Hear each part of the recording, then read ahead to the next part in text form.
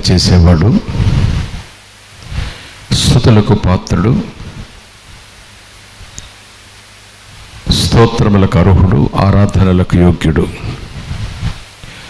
మన పరిశుద్ధ దేవుని ఆత్మతో సత్యముతో ఆరాధించుకునే సమయం స్తుతి ఆరాధన అనే ఒక ప్రత్యేకమైనటువంటి కార్యక్రమాన్ని మనము గడిచిన కొద్ది సంవత్సరాలుగా కొనసాగిస్తున్నాము. దేవుని కనికరము చొప్పున ఈ రీతిలో, ఈ పరిస్థితిలో, ఇలాగున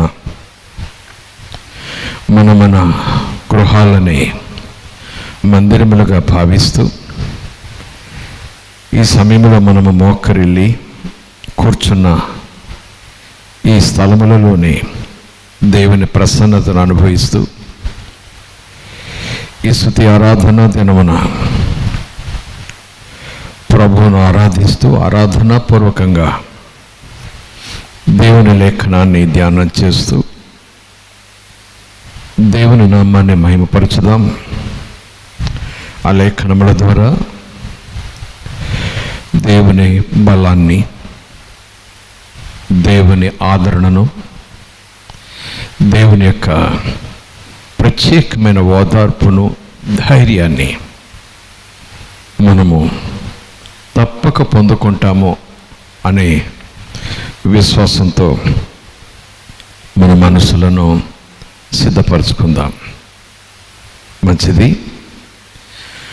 ఒక చిన్న పల్లవి ఆరాధనపూర్వకంగా పాడుకొని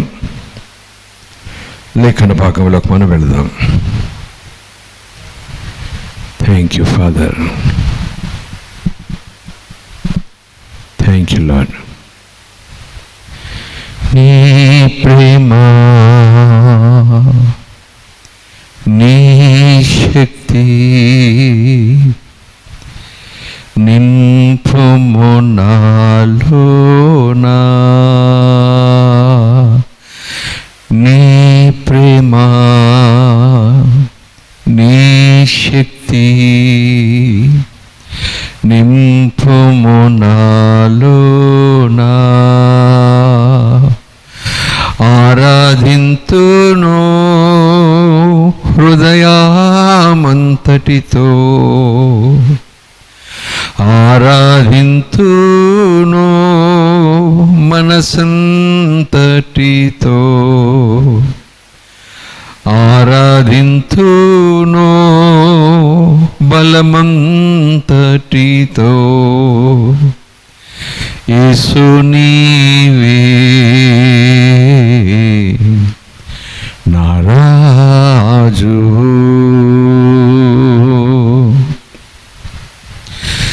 యేసు నీవే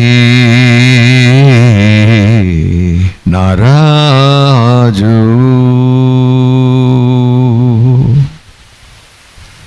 మరొకసారి హృదయపూర్వకంగా. నీ ప్రేమ, నీ శక్తి నింపుము నాలోనా.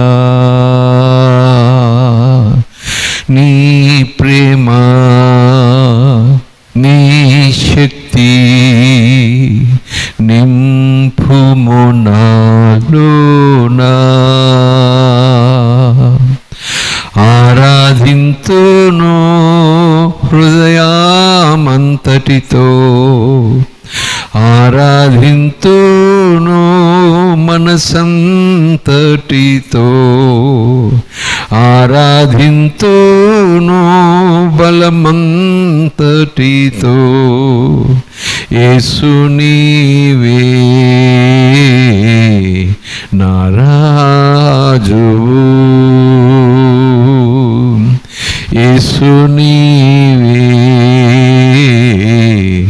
నా రాజువు. యేసు నీవే నా రాజు.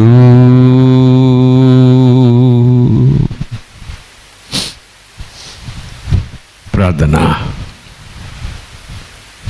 పరిశుద్ధుడా మా తండ్రి, ప్రతికూలమైన పరిస్థితులలో కూడా, అననుకూలమైన వాతావరణంలో కూడా, ఆపదలలో, ఇబ్బందులలో, శ్రమలలో, శోధనలలో కూడా మనస్ఫూర్తిగా నీవే మా దేవుడు అని, నీవే మా రక్షకుడు అని, నీవే మా ఆరాధనలకు యోగ్యుడు అని స్తుతించుకొనుట మీరు మాకిచ్చిన భాగ్యం, మీరు మాకిచ్చిన ధన్యత. ప్రభువా మీకు స్తోత్రాలు. ఈ భయంకరమైన ఆపద, అపాయకరమైన దినములలో ఎక్కడికక్కడ మరణ భయం, ఎక్కడికక్కడ తెగుళ్ళు భయం, ఎక్కడికక్కడ భవిష్యత్తు గురించి ఆందోళన, కలవరం పుట్టించే ఈ పరిస్థితుల్లో స్వామి నీ సన్నిధిలో ఒక గడియ నిన్ను ఆరాధించుటకు, నిన్ను స్తుతించుటకు, నీ లేఖనములను శ్రద్ధతో ధ్యానించుట కొరకు కృపతో మీరు మాకు దయచేసిన ఈ మంచి సమయమును బట్టి స్తోత్రాలు. ప్రభా, నీ మాటలు ధ్యానించుకొనుచుండగా, వినుచుండగా నీ ఉపదేశ సారమును, తాత్పర్యమును మేము గ్రహించుటకు, అందులో ఉన్న సత్యములను తెలుసుకొనుటకు, వాటిని అంగీకరించి అనుసరించి నీ ప్రసన్నత సన్నిధి నిత్యము మాలో, మాతో, మా చుట్టూ ఉన్న అనుభూతిని, అనుభవమును ప్రతి క్షణము పొందుకుంటూ ముందుకు సాగిపోయే భాగ్యం మాకు దయచేయండి. ఈ ప్రార్థన ఆలకించండి. ఆది యందు వాక్యం ఉండెను, వాక్యం దేవుని యొద్ద ఉండెను, వాక్యమే దేవుడై ఉండెను అన్న లేఖనమును బట్టి ఇదిగో నీ వాక్కు, నీ మాట, నీ బలము, నీ ఉద్దేశ్యం, నీ చిత్తం ధ్యానించుటకు ఆయుత్తపడుతున్నాం. స్వామి, ఇప్పటికీ మీ ప్రసన్నత మాపై, మా మధ్యన నీ వాగ్దానానుసారముగా అనుగ్రహించినందుకు స్తోత్రం. చివరి క్షణం వరకు నీ ప్రసన్నతను అనుభవించే భాగ్యం మాకు దయచేయమని మీ కుమారుడు, మా రక్షకుడైన యేసుక్రీస్తు నామములో ప్రార్థిస్తూ అడుగుచు పొంది ఉన్నామని నమ్మచ్చు స్తుతులతో మనవి చేసుకుంటున్నాం తండ్రి. ఆమేన్. మంచిది. ఈరోజు ఈ స్తుతి ఆరాధనా దినాన్ని మనము ధ్యానం చేసుకునేలాగున దేవుడు మన కొరకు సిద్ధపరిచిన లేఖన భాగం దినవృత్తాంతములో 2వ గ్రంథం 20వ అధ్యాయం. యెహోషాపాతు, రాజైన యెహోషాపాతు పరిపాలన సందర్భంలో జరిగిన ఒక సంఘటనను మనం ధ్యానం చేసుకోబోతున్నాం. ఈ లేఖన భాగాలను గడిచిన సంవత్సరాలలో వ్యక్తిగతంగా మీ మట్టుకు మీరు, లేదా ఆయా దైవజనుల ద్వారా, లేదా మన సంఘ ఆరాధనలో కూడా ఆయా రీతులుగా ధ్యానం చేసి ఉండవచ్చు. తెలిసిన మాటే కదా అని, మనం చదువుకున్న మాటే కదా అని, మనకు బాగా పరిచితమైన వచనాలే కదా అని, ఇంకెందులో వినటానికి ఏముంది అన్నట్టుగా మనం నిర్లక్ష్యంగా ఉండకూడదు. దేవుడు ఇప్పుడు ఏ లేఖనాన్ని సిద్ధపరిచిన అందులో నూతన ఊటలు పుడుతూనే ఉంటాయి. ఆ మాటల్లో నుంచి నూతన జీవం వస్తూనే ఉంటుంది. ఆ మాటల్లో నుంచి నూతన అభిషేకం రిలీజ్ అవుతూనే ఉంటుంది. పరిశుద్ధ గ్రంథమని పిలువబడుతున్న ఈ పుస్తకం, ఈ బైబిల్ పాతదైనా, ఆ బైబిల్లో ఉన్న కాగితాలు పాతవైనా, ఆ కాగితాలు ముద్రించబడిన దేవుని మాట అని మనం చెప్పుకుంటూనే ఈ లేఖనాలు వేల సంవత్సరాల నుంచి చదువుకుంటున్న మాటలే కదా, పాత మాటలే కదా అనుకోవద్దు. ఆ మనసే మనకు రాకూడదు, ఆలోచనే మనకు రాకూడదు. అటువంటి తలంపు లోపలికి చొరబడకుండా మనం చాలా జాగ్రత్తగా ఉండాలి. ఎందుకంటే వాక్యమే యేసు, ఆ వాక్యమే శరీరధారి అయి కృప సత్య సంపూర్ణునిగా మన మధ్యన నివసించను అన్న లేఖనం యోహాను సువార్త 1వ అధ్యాయంలో చదువుకున్నాం కదా. ఆ శరీరం ధరించిన ఆ లేఖనం ఏది, ఎవరు అంటే యేసు ప్రభు. యేసు ప్రభు మాట ఎప్పటి మాట అయినా అది ఇప్పటికీ మాటే, అది ఎప్పటికీ మాటే. ఆకాశము గతించిన, భూమి గతించిన, నా మాట గతించదని చెప్పారు కదా ఆయన. ఆయన వాగ్దానాలు మారవు, ఆయన ఆశీర్వాదాలు మారవు, ఆయన దీవెనలు కూడా మారవు.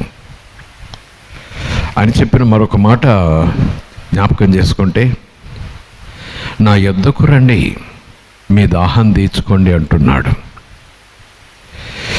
ఈ వాక్యములో ఉన్న సత్యాలను ఒక దాహము మాదిరిగా మనం ఆసక్తితో ధ్యానం చేస్తుంటే ఎప్పటికప్పుడు మన ఆసక్తికి తగినట్టుగా, మన ఆశకు తగినట్టుగా, మన ఆకలికి తగినట్టుగా ఆ లేఖనాల్లో నుంచి దేవుని ఉద్దేశాలు, దేవుని ఆలోచనలు ఎవరికి వారికి తగినట్టుగా, ఎవరికి ఏది ఎంత ఎలా అవసరమో వారికి అలాగున ఆ రీతిగా దేవుడు మాట్లాడి వారి ఆశ తీరుస్తారు కదా. కనుక తెలిసిన మాటని, చదువుకున్న మాటని, ఎప్పుడు ఈ పరిశుద్ధ గ్రంథంలో ఉన్న లేఖనాలు మీరు ఎప్పుడు చదివినా, ఏ దాసుడు ఏ లేఖనాన్ని చెప్పినా ఇది మనం విన్న మాటే అన్న మాదిరిగా నీవు గ్రంథాన్ని మూసివేసి ఆ దాసుని ఎదురుగా కూర్చుని నిర్లక్ష్యంగా వాక్యం వింటే నీకు ప్రయోజనమేమి ఉండదు,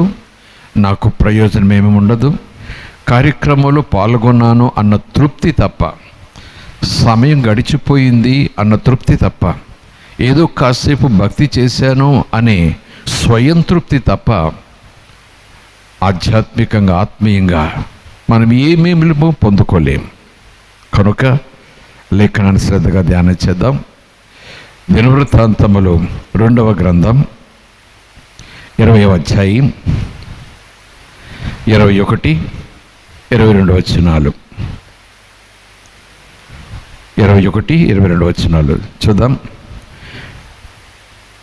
మరియు అతడు జనులను హెచ్చరిక చేసిన తర్వాత యెహోవాను స్తుతించుటకు గాయకులను ఏర్పరిచి వారు పరిశుద్ధాలంకరములు ధరించి సైన్యము ముందర నడుచుచు యెహోవా కృప నిరంతరముండును, ఆయనను స్తుతించుడి అని స్తోత్రము చేయుటకు వారిని నియమించెను. వారు పాడుటకును స్తుతించుటకును మొదలు పెట్టగా యెహోవా యూదా వారి మీదకి వచ్చిన అమ్మోనీయుల మీదను, మోయాబీయుల మీదను, సేయూరు మన్యవాసుల మీదను మాటుగాండ్రను పెట్టెను కనుక వారు హతులైరి.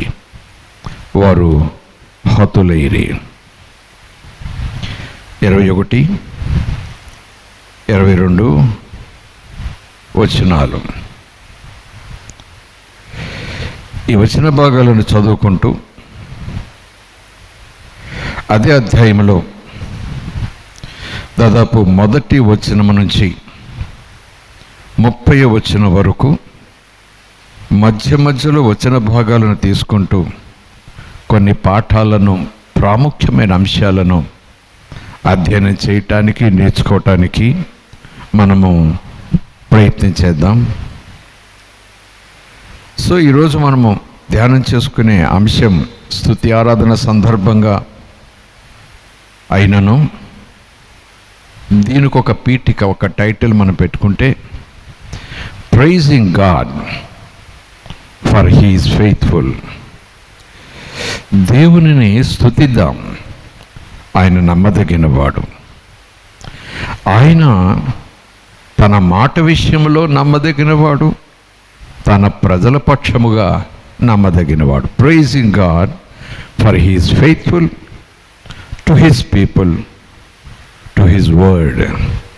తన మాట విషయంలో ఆయన నమ్మదగినవాడు, తన ప్రజలకు తానిచ్చిన మాట విషయంలో ఆయన నమ్మదగినవాడు. కనుక ఆ నమ్మదగిన దేవుడు ఎంతైనా మన స్తుతులకు ఆరాధనలకు యోగ్యుడు, పాత్రుడు అనేటటువంటి ఆ భావనతో అంశాన్ని ధ్యానం చేస్తూ మనం ముందుకు వెళదాం. ఈ వచన భాగాలను మనం ధ్యానం చేస్తే, యెహోషాపాతు అనే రాజు జనులకు హెచ్చరిక చేశాడు. జనులకు కొన్ని విషయాల్లో హెచ్చరిక చేసిన తరువాత యెహోవాను స్తుతించుటకు గాయకులను పిలిపించి వారిని ప్రత్యేకంగా ఏర్పాటు చేసి వారికి పరిశుద్ధాలంకారములు ధరించుకొనమని ఆదేశమిచ్చి యుద్ధము చేయుటకు ముందుకు సాగుతున్న సైన్యానికి ముందు ఆ గాయకులు నడవాలని ఆదేశమిచ్చి వాళ్ళను పంపుచుండగా ఆ పాటలలో, ఆ గానాలలో, ఆ స్తోత్రాలలో వారు ఉచ్చరించే, వారు పలికే, వారు కేకలు వేసి కొన్ని ప్రత్యేకమైన పదాలు కూడా ఇక్కడ వ్రాయబడ్డాయి కదా. యెహోవా కృప నిరంతరముండును, ఆయనను స్తుతించుడి. యెహోవా కృప, యెహోవా కృప. యేసు అంటే కృప, యేసు ద్వారానే కృప. యేసుకు ముందు కృప లేదన్నట్టుగా ఒక్కొక్కసారి పాత నిబంధన అంతా కూడా దండన, శాపం, రోషం, పగ, ఉగ్రత, వీటి చుట్టూనే లేఖనాలు ఉన్నట్టుగా, లేదా పాత నిబంధన అంతా కూడా ఇంకా దేవుడు ఉగ్రుడు, దేవుడు రోషం, దేవుడు దహించు అగ్ని, దేవుడు శాపం అని ఈ మాటల చుట్టూనే చాలామంది ఒక రకమైన ఆధ్యాత్మిక అవగాహనతో దేవుని పట్ల ఉంటారు. కానీ యెహోషాపాతు ఆ రోజు ప్రజలకు చెబుతూ, ఆ రోజు గాయకులకు ఒక ప్రత్యేకమైన అంశాన్ని జ్ఞాపకం చేస్తూ దేని గురించి చెప్తున్నారు? యెహోవా కృపగలవాడు, యెహోవా కృప చూపేవాడు, దండనకు పాత్రులైన వారి మీద కూడా దండన తొలగించి కృప చూపించేవాడు. యెహోవా కృప ఎప్పుడు ఉంటుందట? యెహోవా కృప ఎప్పుడెప్పుడు ఉంటుందట?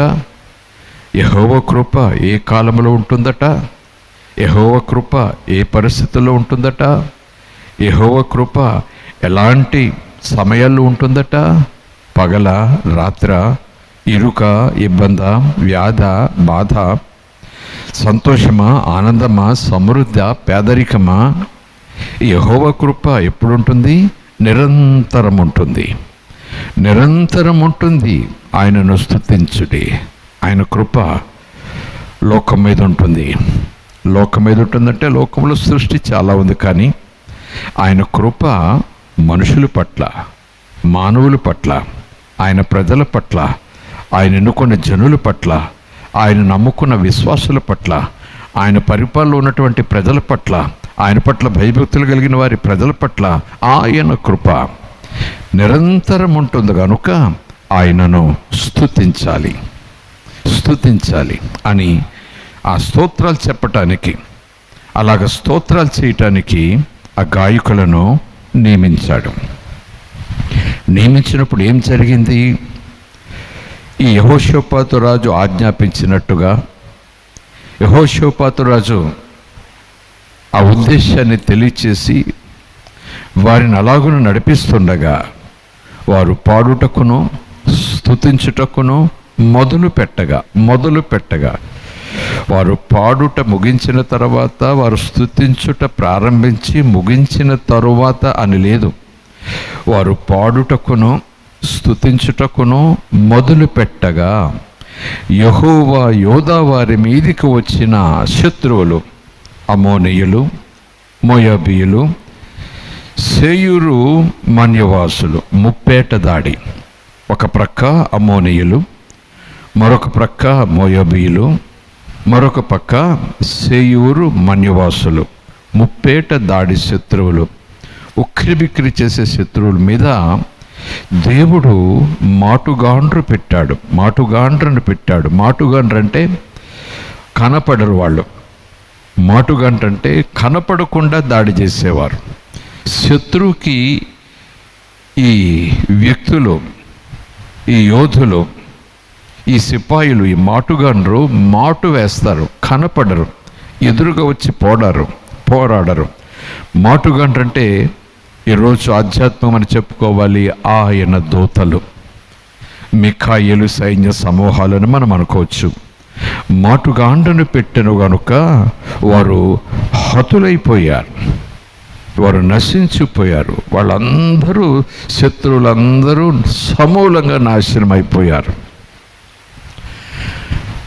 వారు ఒకరిని ఒకరు చంపుకుని నాశనమైపోయారట. ఓ మై గాడ్, ఎలా నాశనమయ్యారు? అమ్మోనీయులను, మోయాబీయులను, సేయూరు మన్యవాసులను బొత్తిగా చంపి నిర్మూలన చేయవలనని పొంచి ఉండి వారి మీద పడిరి. వారు సేయూరు కాపురస్తులను కడముట్టించిన తరువాత తమలో ఒకరినొకరు చంపుకొనుటకు మొదలుపెట్టిరి. ఓ ప్రైజ్ ది లార్డ్, హల్లెలూయా.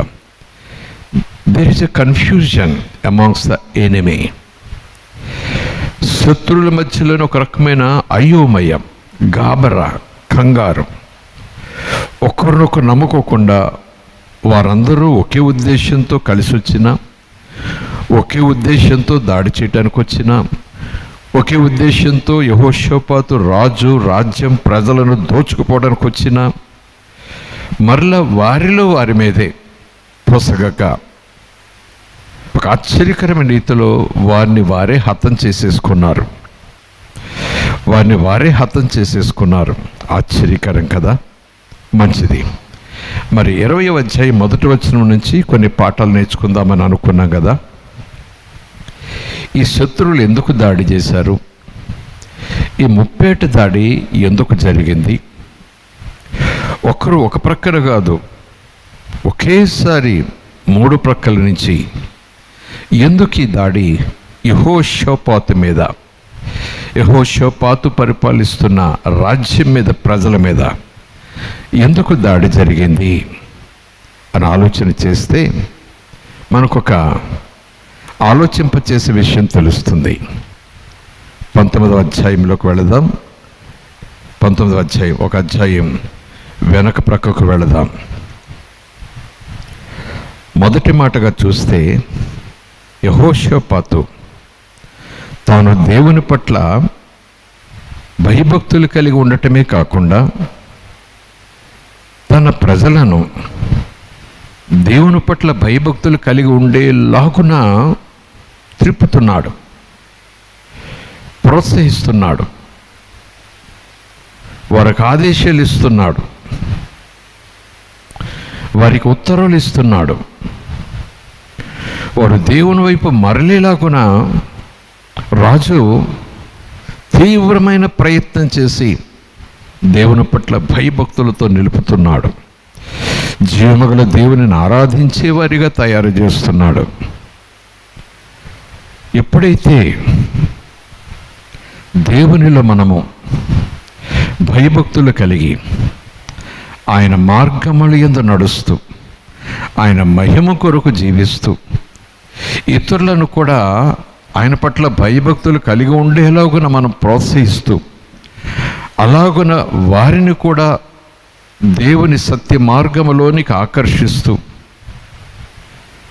ముందుకు సాగుతున్నటువంటి మనం కూడా ఇలాగున ఆశ్చర్యకరంగా, ఆధ్యాత్మికంగా కూడా కొన్ని దాడులను ఎదుర్కొంటాం. శత్రువు యొక్క దాడులను ఎదుర్కొంటాం. మనం ఎదుర్కొనే శత్రువులు లోక సంబంధంగా కొన్ని విషయాల్లో వ్యక్తులుగా కనపడవచ్చు, కొన్ని విషయాల్లో వ్యాధి బాధలుగా కనపడవచ్చు, కొన్ని విషయాల్లో శత్రువు కంటికి కనపడకపోవచ్చు. ఎఫెసీయులకు రాసిన పత్రిక 6వ అధ్యాయం మనకు జ్ఞాపకం ఉంది కదా. మనకు శత్రువులు ఉన్నారు, మనం పోరాటంలో ఉన్నాము.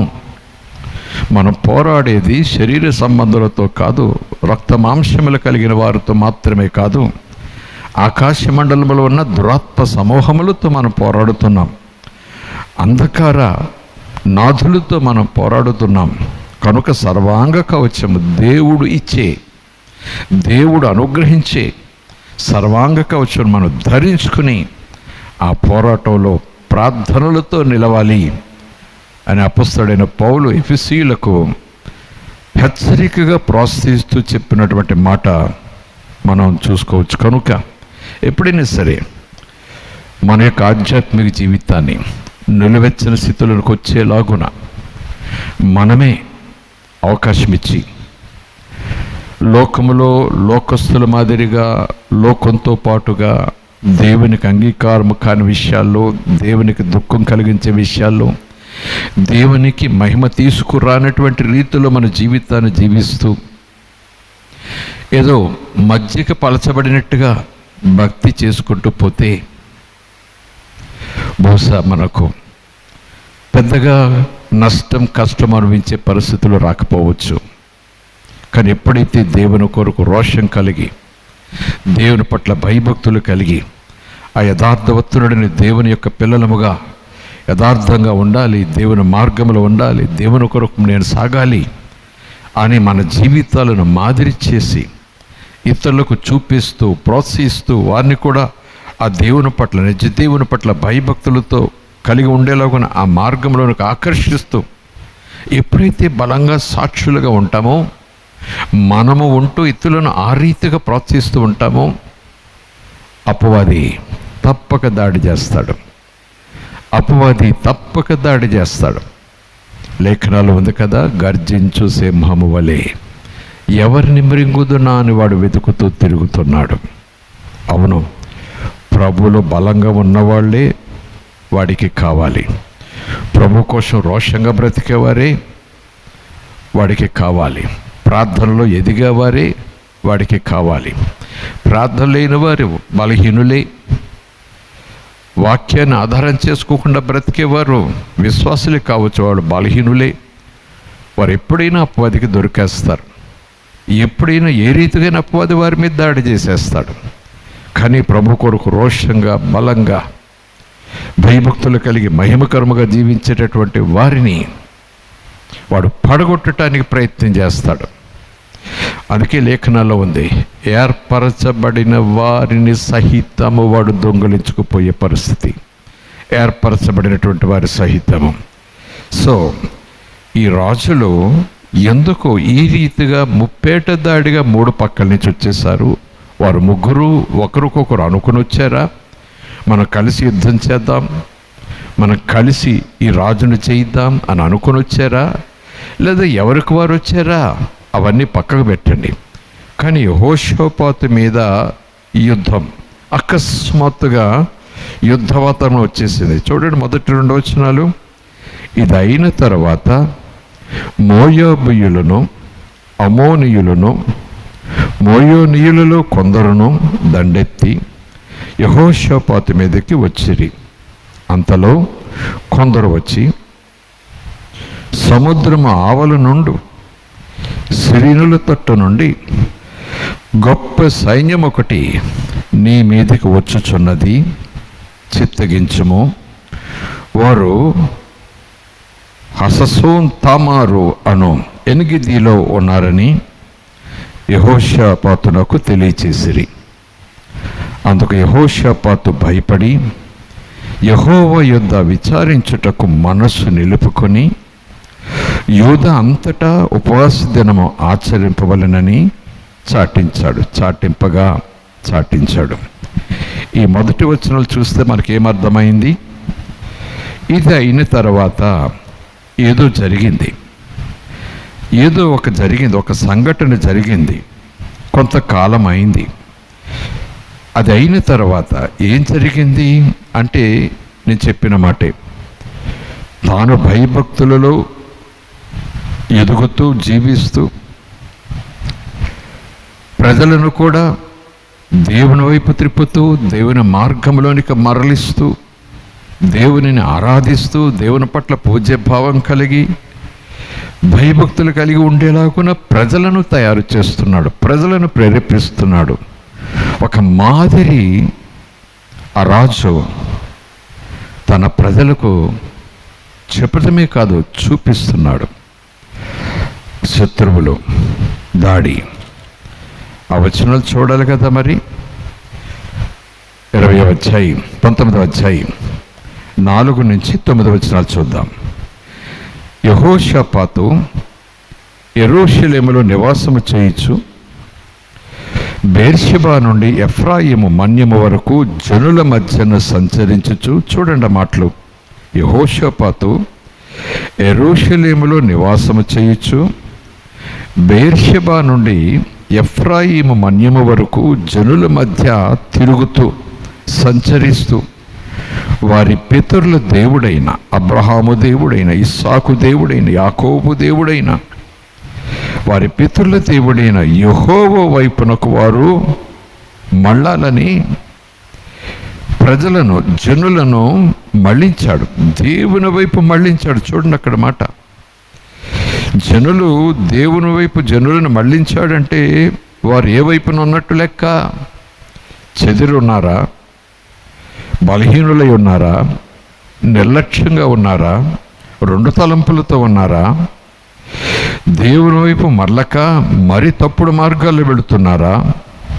ఎవరికి వారే, ఎవరి అభిప్రాయం వారిదే, ఎవరి భక్తి వారిదే, ఎవరికి తోచినట్టు వాళ్ళు భక్తి చేసుకుపోతున్నారా?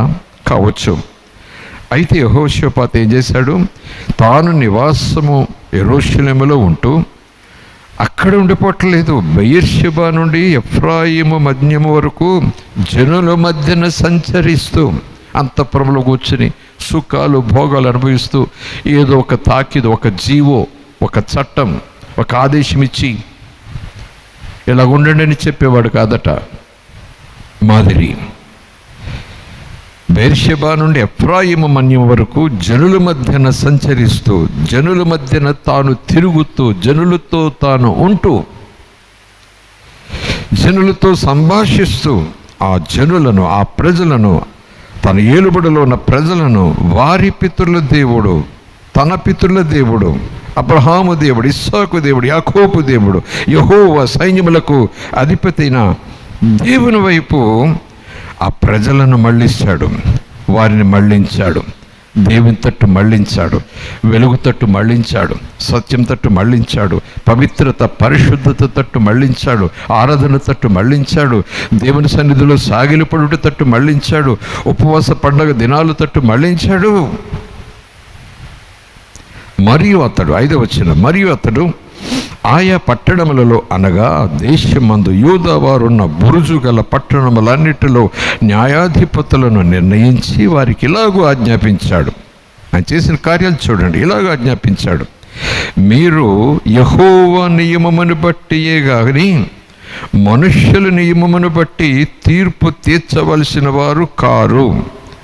ఆయన మీతో కూడా ఉంటాడు గనుక మీరు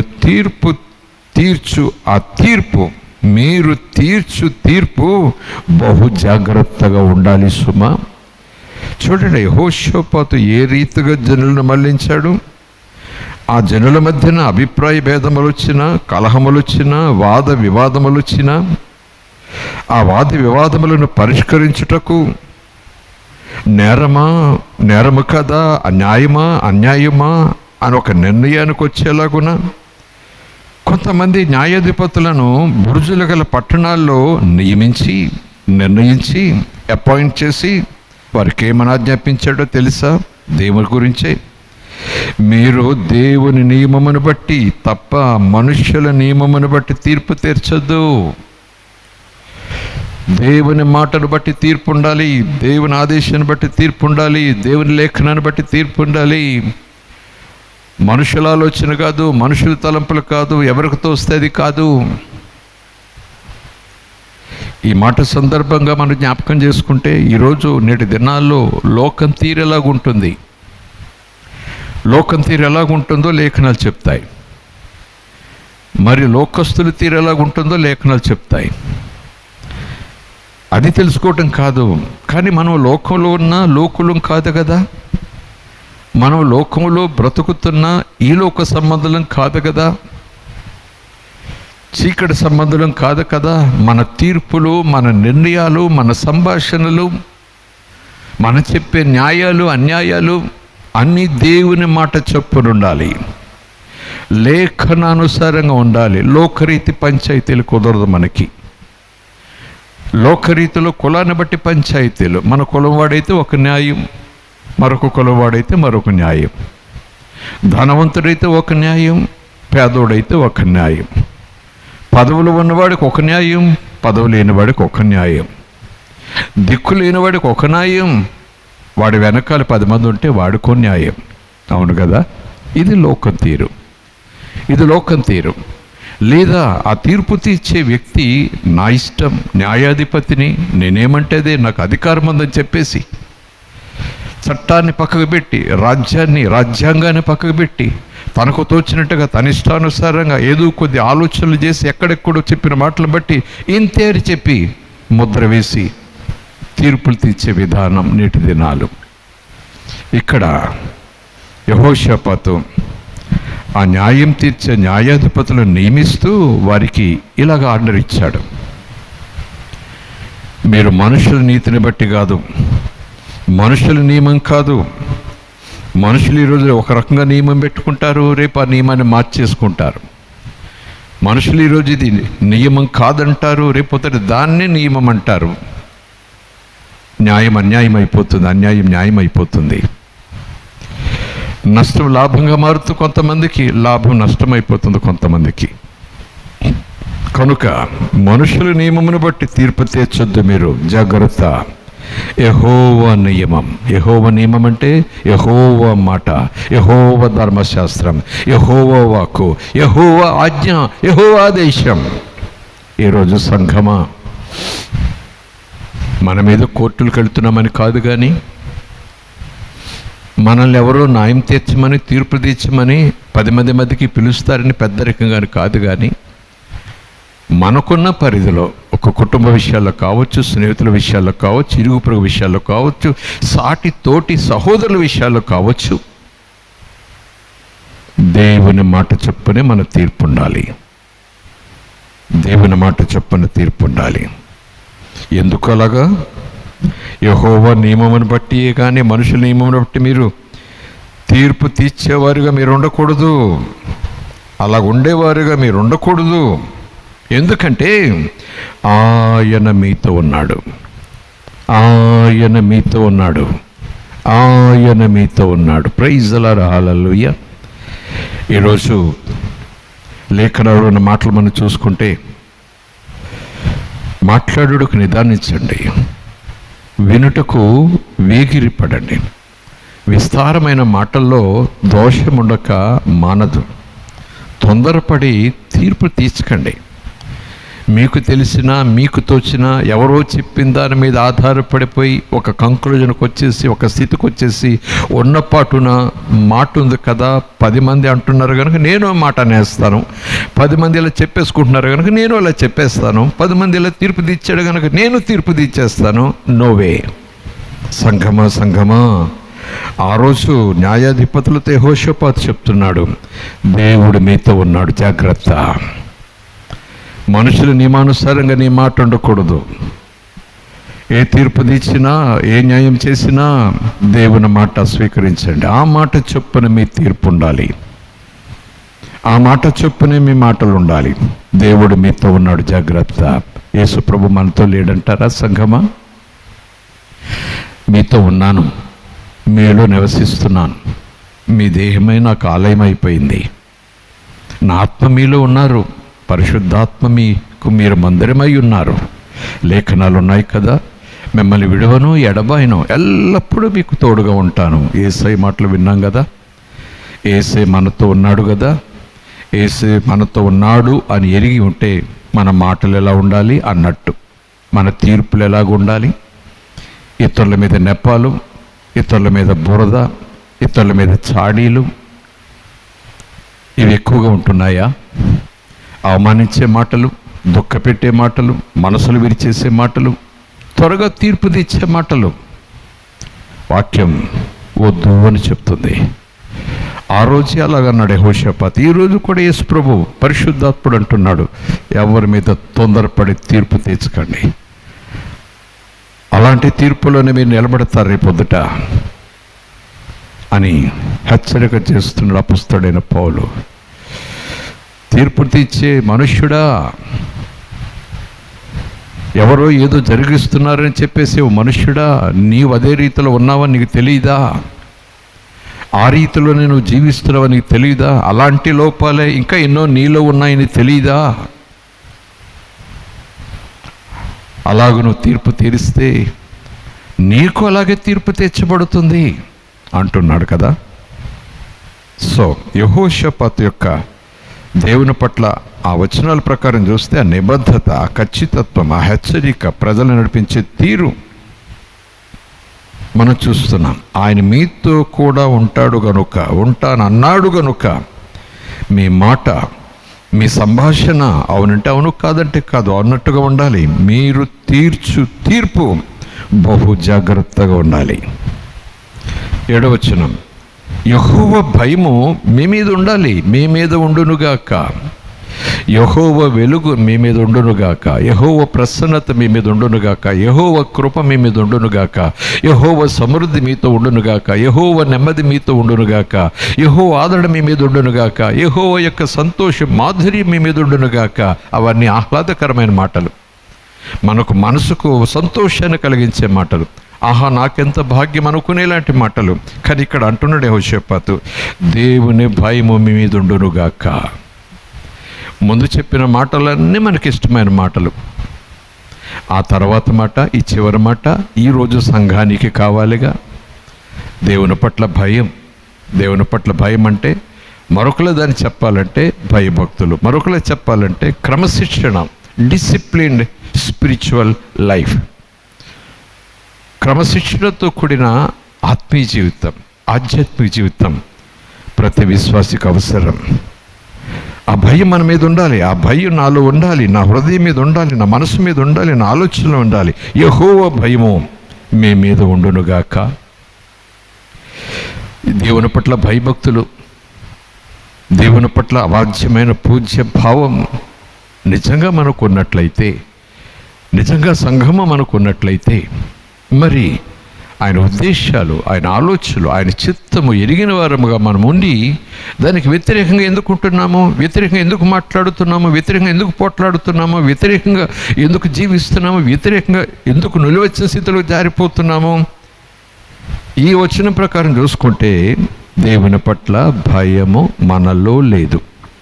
దేవుని పట్ల భయభక్తులు, క్రమశిక్షణ నేను కలిగి ఉండాలి అనే తపన, ఆశ, ఆలోచన, ఆసక్తి ఆ సంఘములో, ఆ విశ్వాసుల్లో, మనలో లేదా? 7వ వచనం, యెహోవా భయము మీ మీద ఉండునుగాక. హెచ్చరికగా ఉండి తీర్పు తీర్చుడి. హెచ్చరికగా ఉండంటే ఆ సంగతి జ్ఞాపకం చేసుకోండి అని అర్థం. ఎప్పుడు ఈ మాట మనసులో పెట్టుకోండి అని అర్థం. హెచ్చరిక ఇదొక అటెన్షన్, వార్నింగ్. ఇలాంటి హెచ్చరికలో, ఇలాంటి మెలకువలో, ఇలాంటి తెలివితో, ఇలాంటి ఉద్దేశం కలిగి మీరు ఉండాలి. మన దేవుడైన యెహోవా యందు దౌష్ట్యం లేదు, దుర్మార్గం లేదు, దుష్టత్వం లేదు చెప్తున్నారు. ఎందుకు మీరు అలాగ ఉండాలి? మీ తీర్పులు ఎందుకు అలాగ ఉండాలి? మీరు మాటలు ఎందుకు అలా మాట్లాడాలి?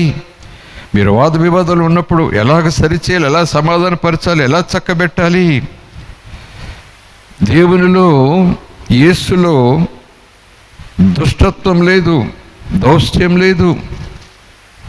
ఆయన పక్షపాతి కాడు, లంచం పుచ్చుకునేవాడు కాదు. మరియు తాను యెరూషలేమునకు వచ్చినప్పుడు పుచ్చుకునేవాడు కాదు అని వాళ్ళకి హెచ్చరిక చేస్తున్నాడు. అంతే. లంచం పుచ్చుకునేవాడు కాదు, పక్షపాతి కాదు.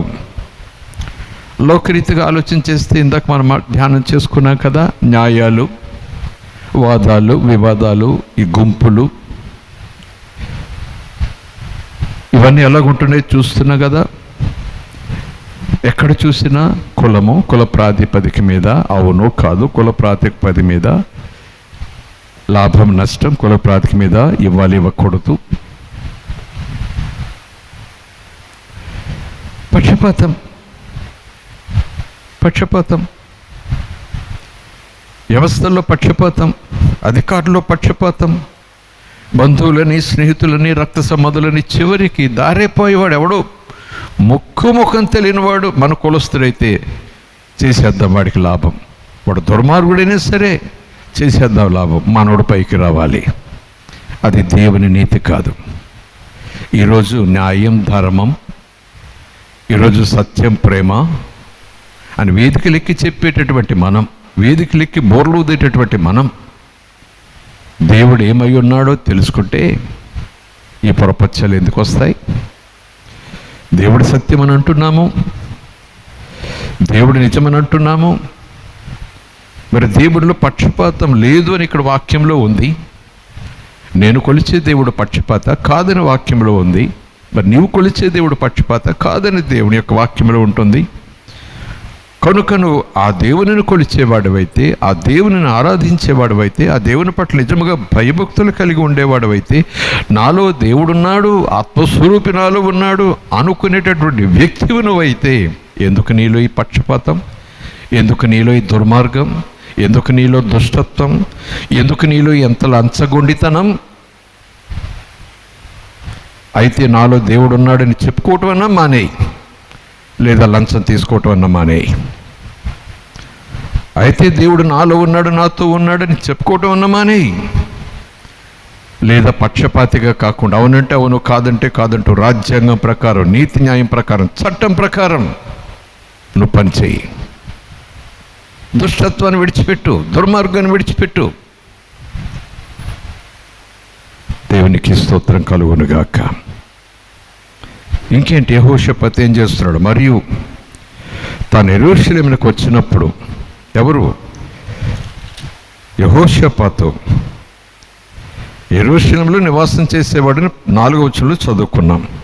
అక్కడ నివాసం ఉంటూ బెయేర్షెబా నుండి ఎఫ్రాయిము మన్యము వరకు జనుల మధ్యన సంచరిస్తూ, ఇలాగున జనులకు బోధిస్తూ, న్యాయమూర్తులను నియమిస్తూ, అధికారులను నియమిస్తూ, వారు ఎలా న్యాయం తీర్చాలో, ప్రజలు ఎలాగుండాలో, ప్రజలు ఏ వైపు మళ్ళాలో, ప్రజలు ఏ మార్గంలో ఉండాలో ఆదేశమిస్తూ, దేవుడు ఎలాంటివాడో కూడా వాళ్ళకి తెలియచేస్తూ, దేవుడు ఏమై ఉన్నాడో కూడా తాను తెలుసుకున్నాడు గనుక ఇతరులకు తెలియజేస్తున్నాడు. దేవుడు లంచగొండి కాదు, లంచపుచ్చుకోడైనా. అంటే ఈ రాజు కూడా లంచాన్ని ఆశించేవాడు కాదు, అనుమతించేవాడు కాదని అర్థమే కదా. ఈ రాజు కూడా దేవుని పక్షపాతే తప్ప కులపక్షపాతి కాదని తెలుసు కదా, కనుకనే ఆదేశిస్తున్నాడు మీరు అలాగ ఉండకూడదని. మన దేవుడు, మనం సేవించే దేవుడు, మనం ఆరాధించే దేవుడు, మనం పూజించే దేవుడు, మనం సాగిలపడే దేవుడు, మనం కోలాహలం చేసే దేవుడు, మనం ఊరేగించే దేవుడు లంచం పుచ్చుకోడు. పాపాన్ని పాపమే అంటాడు, అవినీతిని అవినీతి అంటాడు, దుష్టత్వాన్ని దుష్టత్వం అంటాడు, చీకటిని చీకటి అంటాడు. ఆయన దృష్టిలో మానవులంతా ఒక్కటే. అలాగని చెబుతూ 8వ వచనం, మరియు యెహోషాపాతు యెరూషలేమునకు వచ్చినప్పుడు యెహోవా నిర్ణయించిన న్యాయము జరిగించుటకు. చూడండి, యెహోవా నిర్ణయించిన న్యాయం, ప్రజలు నిర్ణయించిన న్యాయం కాదు, కులాలు గుంపులు నిర్ణయించిన న్యాయం కాదు, అది ఒక్కొక్కరికి ఒక న్యాయం కాదు. అది యెహోవా దేవుడు, సృష్టికర్త, భగవంతుడు, సత్యస్వరూపుడు యెహోవా నిర్ణయించిన న్యాయమును జరిగించుటకు, సందేహాంశములను పరిష్కరించుటకు యెహోషాపాతు లేవీలలోనూ, యాజకులలోనూ, ఇశ్రాయేలు పితరుల ఇండ్ల పెద్దలలోనూ కొందరిని నియమించాడు. ఇందాక చూస్తే న్యాయాధిపతులను నియమించాడు.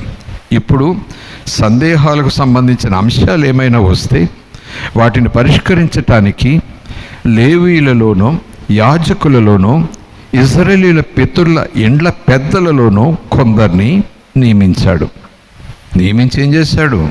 ఎలాగైతే న్యాయాధిపతులకు ఆదేశం ఇచ్చాడు, అలాగే ఇక్కడ వీరికి కూడా చెప్తున్నాడు. కొందరిని నియమించి 9వ వచనం వారికి ఎలాగూ ఆజ్ఞాపించాడు, యెహోవా యందు భయభక్తులు కలిగిన వారై నమ్మకముతోనూ యథార్థ మనసుతోనూ మీరు ప్రవర్తించాలి.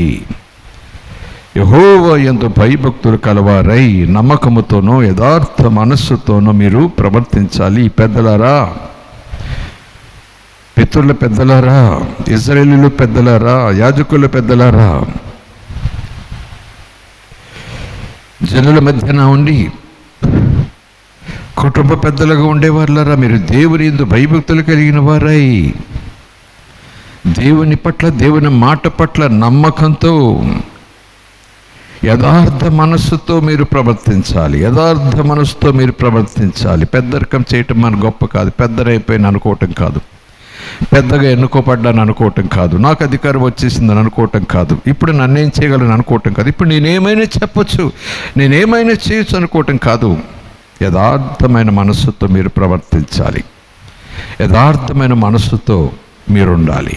తీర్పు తీర్చేవాళ్ళరా, సంశయాలు సందేహాలు తొలగించేవాళ్ళరా, యథార్థమైన మనస్సుతో మీరు ప్రవర్తించాలి. యెహోవా సర్వశక్తిమంతుడైనటువంటి దేవుడు. దేవునామానికి స్తోత్రం కలుగునుగాక. 11వ వచనం కూడా చూద్దాం. ఏమంటున్నాడైనా, మరియు యెహోషాపాతు ఏం చేశాడు? ప్రధాన యాజకుడైన అమర్యా యెహోవాకు చెందు సకల విషయములను కనిపెట్టుటకు మీ మీద ఉన్నాడు.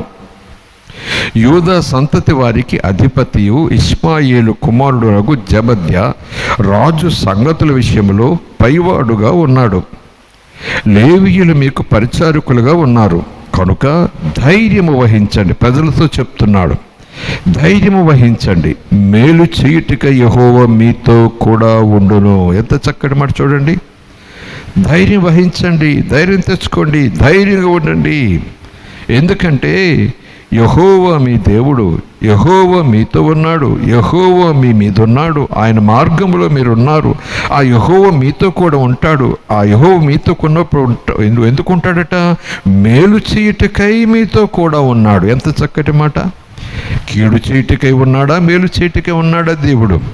కీడు చేసేవాడా, మేలు చేసేవాడా దేవుడు? ఈరోజు ఆలోచించేయండి. కీడు చేసేవాడా, మేలు చేసేవాడా దేవుడు? యెహోషాపాతు చెప్తున్నాడు, తన మార్గంలో తన ప్రజల మధ్యన తాను నివాసం చేస్తూ, తాను సంచరిస్తూ, క్షేమకరమైనటువంటి ఉద్దేశాలు తన ప్రజల పట్ల తాను కలిగి ఉండి, మీకే అపాయము రానివ్వను, ఏ తెగులు మీ గుడారాన్ని సమీపించనివ్వను, ఐగుప్తీయుల మీద కలుగజేసిన ఏ వ్యాధి మీకు రాదు, స్వస్థపరిచే యెహోవాను నేనే, ధైర్యం వహించండి. ఇలాగున తన మాట చొప్పున, తన క్రియలు చొప్పున మేలు చేయుటకై యెహోవా మీతో కూడా ఉండును. ఆయన ఉంటాడు. మీరు ఇలాగ ఉండాలి, ఇలాగ ఉన్నప్పుడు మీతో ఉంటాడు. ఇలాగ ఉన్నాడు కనుక మీరు ఇలాగ ఉండాలి. వైస్ వర్సా, రెండు రకాలుగా. ఇంత చక్కగా తాను దేవుని గురించి ఎరిగి, ఆయన గుణలక్షణాలు ఎరిగి, ఆయన తీర్పు తీర్చే విధానములు ఎరిగి, దేవుని పట్ల ఒక నియమానుసారమైన భయభక్తులు తాను కలిగి ఉండి, పూజ్యభావాన్ని ఆయన కలిగి ఉండి, తన ప్రవర్తన అలా సరిచేసుకుంటూ ప్రజలందరినీ కూడా ఆ భయభక్తులకు తీసుకొస్తున్నాడు. ప్రజలందరికీ కూడా సమాధానకరమైనటువంటి పరిపాలన ఉండేలాగున చేయటానికి న్యాయాధిపతులను నియమిస్తున్నాడు, అధికారులను నియమిస్తున్నాడు, కుల పెద్దలను నియమిస్తున్నాడు. పెద్దలు నియమించి వారు ఎలాగ ఉండాలో చెప్తున్నాడు. ఎవరిని బట్టి తీర్పు తీర్చాలి, ఎవరిని బట్టి సందేహాలు తీర్చాలి, వాళ్ళు దేన్ని ఆధారం చేసుకోవాలి? దేవుని మాటను. ధైర్యం వహించండి, మేలు చేయుటకు యెహోవా మీతో కూడా ఉండును. యెహోవా అంటున్నాడు, సదాకాలం మీతో ఉంటానని. యేసు అంటున్నాడు, సదాకాలం మీతో ఉంటానని. ఇక్కడ యెహోషాపాతు ఆ మాట జ్ఞాపకం చేస్తున్నాడు లేఖనం ద్వారా. మేలు చేయుటకై మీతో ఉన్నాడు, మీతో ఉంటాడైనా, మేలు చేయుటకై ఆయన ఉంటాడు. ఈరోజు నష్టంలో, కష్టంలో, వ్యాధిలో, బాధలో, భయంలో, ఆందోళనలో, కలవరంలో, కంగారులో విసిగి విరక్తి చెంది, దిగులుతో, దుఃఖంతో, దిక్కుతోచక దిగాలు పడి, మరణాపేక్షతో చావు కొరకు ఎదురు చూస్తున్నావా దేవుని బిడ్డ? కలవరపడిపోతున్నావా? జీవముగల దేవుడు, దయగల దేవుడు, కరుణ సంపన్నుడు, కారుణ్యమూర్తి, దయచేసే దేవుడు, మేలు చేసే దేవుడు, మీతో ఉంటానంటున్నాడు, మీతో ఉంటాడు, ఆయన ఉంటాడు. ధైర్యం తెచ్చుకోండి, ఏం పర్వాలేదు, ధైర్యం తెచ్చుకోండి, ఇలాగ మీరు చక్కగా ఉండాలి అని ప్రజలందరినీ కూడా దేవుని పట్ల భయభక్తులు కలిగి ఉండేలాగున్నా. దేవుని పట్ల భయభక్తులు కలిగి ఉంటే ఏం జరుగుతుంది? దేవునికి మహిమ, దేవునికి ఘనత, దేవునికి అదే గొప్ప ఆరాధన, దేవునికి అదే గొప్ప సంతోషం, దేవునికి అదే గొప్ప పూజ, అదే గొప్ప పూజ. ఓ ప్రైజ్ ది లార్డ్, హల్లెలూయా. దేవుని మనకి స్తోత్రం కలుగునుగాక. ఇంత చక్కగా ఒక వ్యక్తి తాను సాక్షిగా ఉంటూ, తాను విశ్వాసిగా ఉంటూ, ఆ విశ్వాసాన్ని కాపాడుకుంటూ, ఆ విశ్వాసంలోనికి ఆ భక్తి, ఆ భయము, ఆరాధన, ఆ స్తుతి, ఆ వాక్య ధ్యానము, చక్కటి సాక్షి జీవితం కలిగి ఉండి మరింత మందిని ఆ మార్గంలోనికి, ఆ భక్తిలోనికి, ఆ శక్తిలోనికి, ఆ వెలుగులోనికి, ఆ జీవంలోనికి, ఆ పరిశుద్ధతలోనికి ఆకర్షించే ప్రయత్నం చేస్తుండగా శత్రువులు వచ్చి పడ్డారు కదా. ఇది అయిన తర్వాత, ఇలాగ ఉంటున్న తర్వాత, ఇలాగున దేవుని పట్ల భయభక్తులతో ఉండటం ప్రారంభించిన తర్వాత ప్రజలందరూ కూడా దేవుని వైపు తిరిగి, దేవుని వైపు చూసి అలాగున ఆయన ఆరాధించటానికి, ఆయన స్తుతించటానికి ప్రేరేపించబడి, ప్రోత్సహించబడి, సిద్ధపడి అలాగున జీవిస్తున్న సమయంలో శత్రువులు వచ్చి దాడి చేశారు. అందుకే మరలా చెప్తున్నాను, భయం కలగజేయటానికి కాదు, కానీ ఎప్పుడైతే ప్రభుతో మమేకమై వాక్యానుసారంగా జీవించాలి, దేవుని కొరకు జీవించాలి, ఆయన నీతిని బట్టి జీవించాలి, ఆయన నీతిని ధరించుకొని జీవించాలి, ఆయన మహిమ కోసం జీవించాలి, యథార్థంగా జీవించాలి, యేసుప్రభుని పోలి జీవించాలి. నేను జీవించడం కాదు, 10 మందికి నేను మాదిరి చూపించాలి, వారికి కూడా ప్రభువును పరిచయం చేయాలి. దేవుని పట్ల భయభక్తులు అంటే ఏంటో, ఎలా ఉండాలో బ్రతికి నేను చూపించాలని ఎప్పుడైతే మనం ప్రయత్నం చేయటంలో తిరిగి చూడక ముందుకు సాగిపోతుంటామో ఖచ్చితంగా అపవాది చూస్తూ ఊరుకోడు, ఏమి ఊరుకోడు. నిద్రపోయేవాడి విషయంలో శత్రువుకి ఏం భయం లేదు. మెలకుగా ఉండి ఆయుధ సంపత్తి కలిగి, శత్రువు వచ్చే మార్గాలు ఎరిగి, ఆ శత్రువు వచ్చే మార్గాలన్నీ కూడా దుర్భేద్యముగా కోటగోడలు నిర్మించుకుని శత్రువును ఎదురుదాడి చేసేటటువంటి ప్రయత్నంలో ఎవరైతే ఉంటారో వాడి మీద దాడి చేస్తాడు.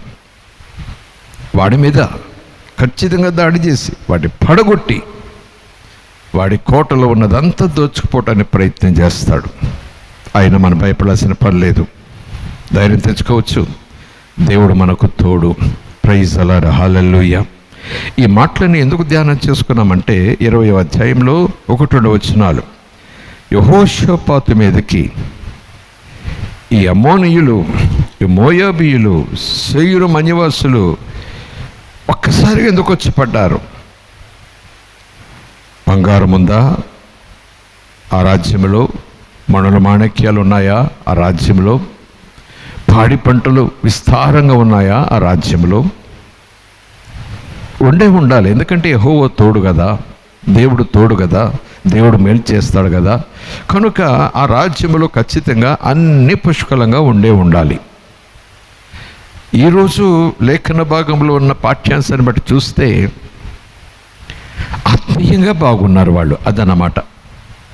వారు ఆర్థికంగా బాగున్నారా, అందంలో బాగున్నారా, ఆస్తుల్లో బాగున్నారా, పాడి పంటల్లో బాగున్నారా, వస్తువుల్లో వస్త్రాల్లో బాగున్నారా, వాహనాలు కలిగి ఉన్నారా? ఉండొచ్చు బహుశా. దేవుడు వాళ్ళకు తోడున్నాడు గనక, మేలు చేసేవాడు గనక ఉండాలి. కానీ ఈరోజు మన ఆధ్యాత్మిక అంశం ప్రకారం మనం చూస్తే వాళ్ళు ఆత్మీయంగా బాగున్నారు అనుకోవాలి. ఆత్మీయంగా భయభక్తులు కలిగి దేవుని ఆత్మను అనుసరించి, దేవుని నియమాన్ని అనుసరించి, తమ కాల గమనమును అనుసరిస్తూ దినచర్యను క్రమపరుచుకుంటూ వెళుతున్న జన సమూహాలు. దేవుని ప్రసన్నత అక్కడ ఉంది, దేవుని భయభక్తులు అక్కడ ఉన్నాయి. ఆధ్యాత్మిక అభివృద్ధి, సమృద్ధి, ఆధ్యాత్మికంగా వాడు గొప్ప ధనవంతులు, ఆధ్యాత్మికంగా సమృద్ధి కలిగిన వారు, ఆత్మీయంగా గొప్ప అభివృద్ధి కలిగిన వారు. ఈరోజు సంఘమా మనకున్న ఆస్తులను బట్టి, మనకున్న భోగభాగాలు, వస్తు వాహనాలను బట్టి లేదా సంఘరీతిగా చెప్పాలంటే సంఘానికి వస్తున్నటువంటి ఆదాయము, సంఘానికి వస్తున్న ప్రజలు, ఆ సమృద్ధిని బట్టి కాదు. ముఖ్యంగా మన ఆధ్యాత్మిక స్థితిని మనం గుర్తెరగాలి. మనం ఆధ్యాత్మికంగా ధనవంతులమై ఉండాలి, ఆత్మీయంగా ధనవంతులమై ఉండాలి, ఆధ్యాత్మికంగా భాగ్యవంతులమై ఉండాలి, దేవుని విషయంలో గొప్ప ధనవంతులమై ఉండాలి. ఇలాగున శత్రువులు యెహోషాపాతు మీదకి దాడి చేశారు. అతని రాజ్యం మీద, అతని ప్రజల మీద దాడి చేశారు. ఒక్క మాటలో చెప్పాలంటే దేవుని పట్ల భయభక్తులు కలిగి ఉండుట అనే విధానం మీద దాడి చేయడానికి ప్రయత్నం చేస్తున్నారు వాళ్ళు. ఆ స్థితి నుంచి తొట్టిల్ల చేయటానికి ప్రయత్నం చేస్తున్నారేమో అన్నట్టుగా వాళ్ళు ఉన్నారు. దేవునికి స్తోత్రం. ప్రైజ్ ది లార్డ్, హల్లెలూయా. మరి ఇంకో పాఠ మేము నేర్చుకుందాం మనం. ఎందుకు ఈ శత్రువులు వచ్చారంటే దేవునిలో క్రమంగా ఖచ్చితమైన జీవితం తాను కలిగి ఉండి ఇతరులను నడిపిస్తున్నాడు. శత్రువు చూస్తూ కూర్చోడు, ఏదో రీతిగా దాడి చేస్తాడు. శత్రువు గురించి యేసు ప్రభు చెప్పారు కదా యోహాను సువార్త 10వ అధ్యాయంలో. వాడు దొంగలించడానికి వస్తాడు, చంపడానికి వస్తాడు, నాశనం చేయడానికి వస్తాడు, దండెత్తి వస్తాడు, మనం నిద్రపోతుండగా వస్తాడు, ఏ మురిపాటుగా ఉండగా వస్తాడు. మెలకుగా ఉండండి, ప్రార్థించండి, మెలకుగా ఉండండి, ప్రార్థించండి. లేఖనాలు రాయబడ్డాయి కదా. యెహోషాపాతు మీదకి అలాగున ఒకరు కాదు, ఇద్దరు కాదు, 30 దాడి. సిరియలు తట్టునుడు కూడా గొప్ప సైన్యం, గొప్ప సైన్యం. యెహోషాపాతు నీ మీదకి వచ్చుచున్నది, వినవయ్యా వినవయ్యా అని వారు వచ్చి యెహోషాపాతుకు తెలియజేస్తే, అందుకే యెహోషాపాతు ఏం చేశారట, చక్కటి మరొక పాఠం చూసుకుంటే, వెంటనే ఆ సమాచారం అందిన వెంటనే, ఆ ప్రత్యేకమైనటువంటి వార్త అందిన వెంటనే యెహోషాపాతు భయపడి యెహోవా యొద్ద విచారించటానికి యెహోవాకు మనవి చేసుకుని, అయ్యా నీ నడిపింపు ఏంటి, నీ చిత్తం ఏంటి, నీ ఆలోచన ఏంటి, ఇప్పుడు పరిస్థితి నుంచి ఎలా తప్పించుకోవాలి అని విచారించటానికి, అడగటానికి, ఆలోచనలను పొందుకోవటానికి, ఒక అవగాహనలోనికి రావటానికి ఏం చేశాడట, మనస్సు నిలుపుకొని యోధా దేశం అంతటా ఉపవాస దినము ఆచరించాలని చాటింపజేశాడు. ఎంత చక్కటి మాట. దేవునామానికి స్తోత్రం. యెహోషాపాతుకు వర్తమానం అందగానే ఏం చేశాడు, ఉన్న పాటున యెహోవా సన్నిధిలో కనిపెట్టుటకు, యెహోవా సహాయము కోరుకుంటూ, యెహోవాకు తెలియదని కాదు, ఎన్ని సైన్యాలు, ఎలాంటి శత్రువులు, ఎక్కడి నుంచి వస్తున్నారు, ఎంతమంది వచ్చి వస్తున్నారు, దేవునికి తెలియదని కాదు కానీ ఆ పరిస్థితి నుంచి తప్పించమని, ఆ పరిస్థితిని ఎలా ఎదుర్కోవాలో ఆ రీతిగా ద్వారం తెరవమని, దేవుని దగ్గర విచారించటానికి, దేవుని యొద్ద ఆలోచనలు పొందుకోవటానికి, దేవుని వివేచన పొందుకోవటానికి మనస్సు నిలుపుకున్నాడు. మనస్సు నిలుపుకుని ఉపవాసం ఉండి ప్రార్థన చేయటం ప్రారంభించాడు. ప్రార్థన చేయటానికి తను తాను సిద్ధపరచుకుంటున్నాడు. ఇక్కడ ఏం పాఠం చేసుకోవాలంటే, యెహోషాపాతు తన ప్రయత్నాలన్నీ తాను చేసి, తన చేతిలో ఉన్న వ్యవహారాలన్నీ తాను చక్కబెట్టుకుని, ఇక ఏ మార్గము లేక, ఇంకే తోడు లేక, ఇక తను ఉపయోగించిన అన్నీ కూడా ఉపయోగించేసిన తర్వాత ఇక నాకు దేవుడి దిక్కని చివరిగా దేవుని దగ్గరికి రాలేదు. ఈ మాట మనం ఆలోచన చేయాలి. He did not come to the lord as a last try. చివరిగా ట్రై చేద్దాం, మన దేవుడు ఉన్నాడు కదా, మనం ప్రయత్నించేద్దాం, అవును మనకు దేవుడు ఉన్నాడు కదా, దేవుని సన్నిధిలో మనం కనిపెడదామని అన్ని ప్రయత్నాలు చేసి తన ఆలోచనలన్నీ కూడా ప్రయత్నాలుగా చేసుకొని చివరిగా ఇంకేం చేస్తాం, దేవుడి దగ్గరికి వెళ్దాం అని కాదట, మొట్టమొదటిగానే దేవుని దగ్గరికి. ప్రైజ్ ది లార్డ్, హల్లెలూయా. ఎంత చక్కటి మాట. మనం కూడా చాలాసార్లు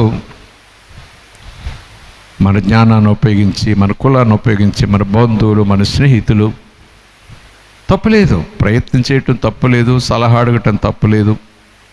కానీ ఈ యెహోషాపాతు యొక్క విధ విధానాలు మనం చూస్తుంటే, మనకు ఆపద వచ్చినా, సంతోషం వచ్చినా, ఆలోచన అవసరమైన, నిర్ణయం తీసుకునే సందర్భంలో అయోమయానికి గురవుతుంటే, ఒక నడిపింపు కావాల్సి వచ్చినా, ఉన్న పాటున ఆ పరిస్థితి యొక్క తీవ్రతను బట్టి వెంటనే మన ప్రభు దగ్గరికి రావాలి, వెంటనే మన ప్రభు దగ్గర కనిపెట్టాలి. అవసరమైతే ఉపవాసం ఉండి మనసు నిలుపుకోవాలి, మనసు నిలుపుకోవాలి. సుమా, ప్రైజ్ ది లార్డ్, హల్లెలూయా.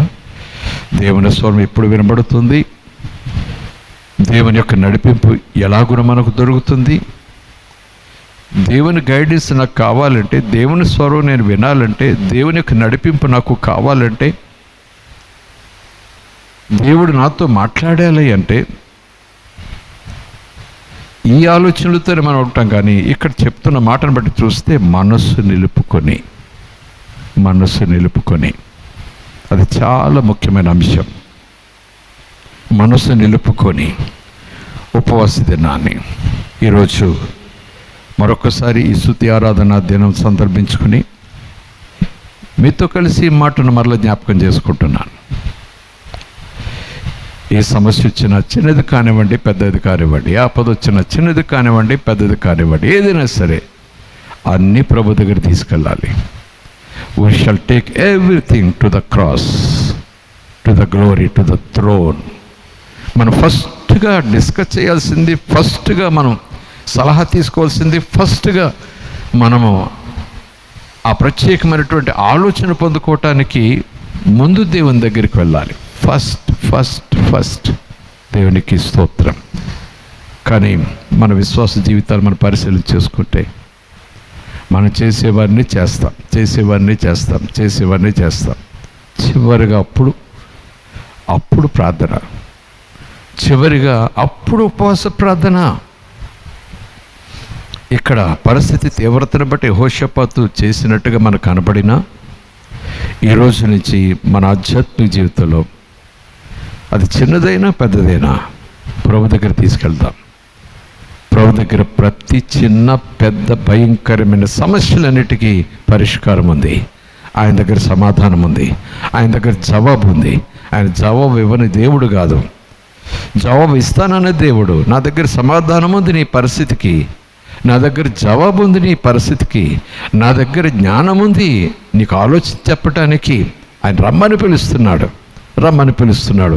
నిజానికి విశ్వాసులమైన తర్వాత అనేకసార్లు బుద్ధిహీనులుగా మనం ఉండటానికి గల కారణం, తొందరపాటు నిర్ణయాలు తీసుకోవడం గల కారణం, తప్పుడు నిర్ణయాలు తీసుకోవడానికి గల కారణం, వాక్యంలో లేకపోయినా వాక్యంలో ఉన్నట్టుగా అనుకుంటూ చాలా విషయాలు ముందుకు వెళ్ళిపోయిన తర్వాత, అది ఏదైనా కానివ్వండి, చాలా విషయాలు ముందుకు వెళ్ళిన తర్వాత దేవుడే చూసుకుంటాడు అంటూ ముందుకు వెళ్ళిపోయిన తర్వాత, చేతులు కాలిన తర్వాత అప్పుడు ఉపవాసం, అప్పుడు ప్రార్థన, అప్పుడు మొరపెట్టడము, చూడవా తండ్రి అంటాము.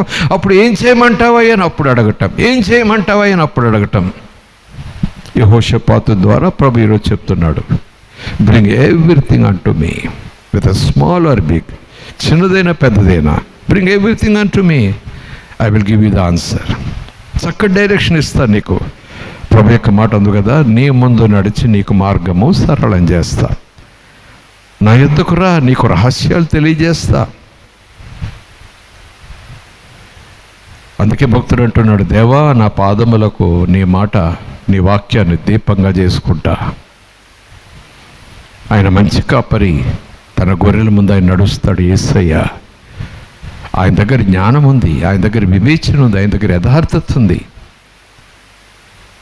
కనుక మనం ఎంత తెలివైన వాళ్ళమైనా, ఎంత తెలివి సంపాదించిన వాళ్ళమైనా, చదువుకుని తెలివితేటలైనా, అనుభవాలతో తెలివితేటలు సంపాదించినా, లేదా లోకమంతా కూడా మనల్ని తెలివైన వాళ్ళుగా భావించి తెలివైనోడు అని మనకు ఒక బిరుదిచ్చేసి ఆ తెలివితేటలను బట్టి మనకు సన్మానాలు చేసేసినా మన తెలివి మీద కూడా మనం ఆధారపడకూడదు.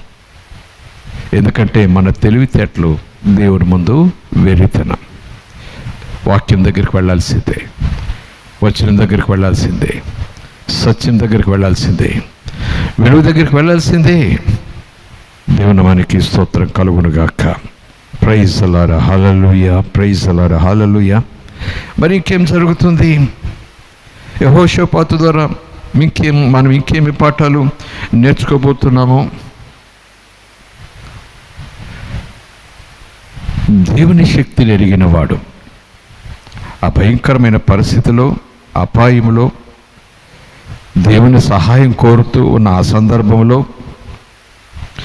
దేవుని కొరకు తాను రోషంగా బ్రతుకుతూ, తన ప్రజలను కూడా దేవుని కొరకు రోషంగా బ్రతికే వారిగా తయారు చేస్తూ, సుభిక్షంగా దేవుని మార్గంలో దేవుని నియమానుసారంగా రాజ్యాన్ని నడుపుతుండగా శత్రు సమూహాలు ముప్పేట దాడుతో తన మీదకి వచ్చి పడినప్పుడు, తన దగ్గర సామర్థ్యం, తన దగ్గర సైన్యం, తన దగ్గర బలము లేనప్పుడు కూడా యెహోషాపాతు దేవుని సన్నిధిలో ఏ రీతిగా ఉంటున్నాడు? దేవుని ఎరిగినవాడుగా ఉన్నాడా? దేవుని ఎరుగనివాడుగా ఉన్నాడా? దేవుని ఎరిగినవాడైతే ఆయన దేవుని దగ్గరికి వచ్చి ఏం చెప్తున్నాడు? He is confessing the lord's ability. సామర్థ్యం, దేవుని సామర్థ్యం ఏంటో ఎరిగినవాడై, దేవుని బలమేంటో ఎరిగినవాడై, దేవుని శక్తి ఏంటో ఎరిగినవాడై దేవుని ముందుకొచ్చి ప్రార్థన చేయటానికి సిద్ధపడుతున్నాడు. చూడండి, అక్కడ చక్కటి మాట 5-7 వచనాలు. యెహోషాపాతు యెహోవా మందిరములో క్రొత్త శాల ఎదుట సమాజముగా కూడిన యూదా యెరూషలేముల జనుల మధ్యన నిలబడి ఏమంటున్నాడో చూడండి. మా పితరుల దేవా యెహోవా, నీవు ఆకాశమందు దేవుడవై ఉన్నావు, అన్యజనుల రాజ్యములను ఏలువాడవు నీవే. నీవు బాహుబలము గలవాడవు, పరాక్రమము గలవాడవు. నిన్ను ఎదిరించుటకు ఎవడుకుందయ్యా బలము? ఎంత చక్కటి మాట చూడండి. నిన్ను ఎదిరించడానికి ఈ లోకంలో ఎవడుకుందయ్యా బలము? ఈ సృష్టిలో ఎవడుకుందయ్యా బలము? నువ్వు బలవంతుడవు, నువ్వు పరిపాలించేవాడు, ఏలుబడి చేసేవాడు, బాహుబలము కలిగిన వాడు, పరాక్రమం కలిగిన వాడు, సైన్యములకు అధిపతి అయిన యెహోవావు. నిన్ను ఎదిరించుటకు ఎవరికి బలము ఉంది? నీ జనులైన, నీ ప్రజలైన, నీ పిల్లలైన ఇశ్రాయేలీయుల ఎదుటి నుండి ఈ దేశపు కాపురస్తులను తోలివేసి నీ స్నేహితుడైన అబ్రహాము యొక్క సంతతికి నీ దీనిని శాశ్వతముగా ఇచ్చిన మహాదేవుడవు, మా దేవుడవు నీవే. దేవుని మనకి స్తోత్రం. ప్రైజ్ అలారా, హల్లెలూయా. ఎంత చక్కటి మాట. He's confessing the lord's ability.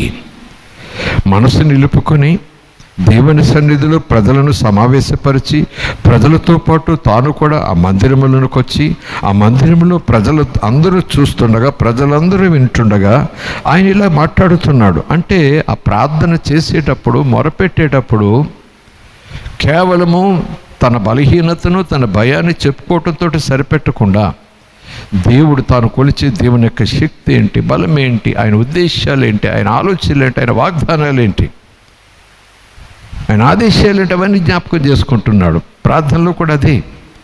తప్పించగలవాడా, తప్పించలేనివాడా, విడిపించగలవాడా, విడిపించలేనివాడా, లేవనెత్తగలిగినవాడా, లేవనెత్తలేనివాడా, బాగు చేయగలవాడా, బాగు చేయలేనివాడా.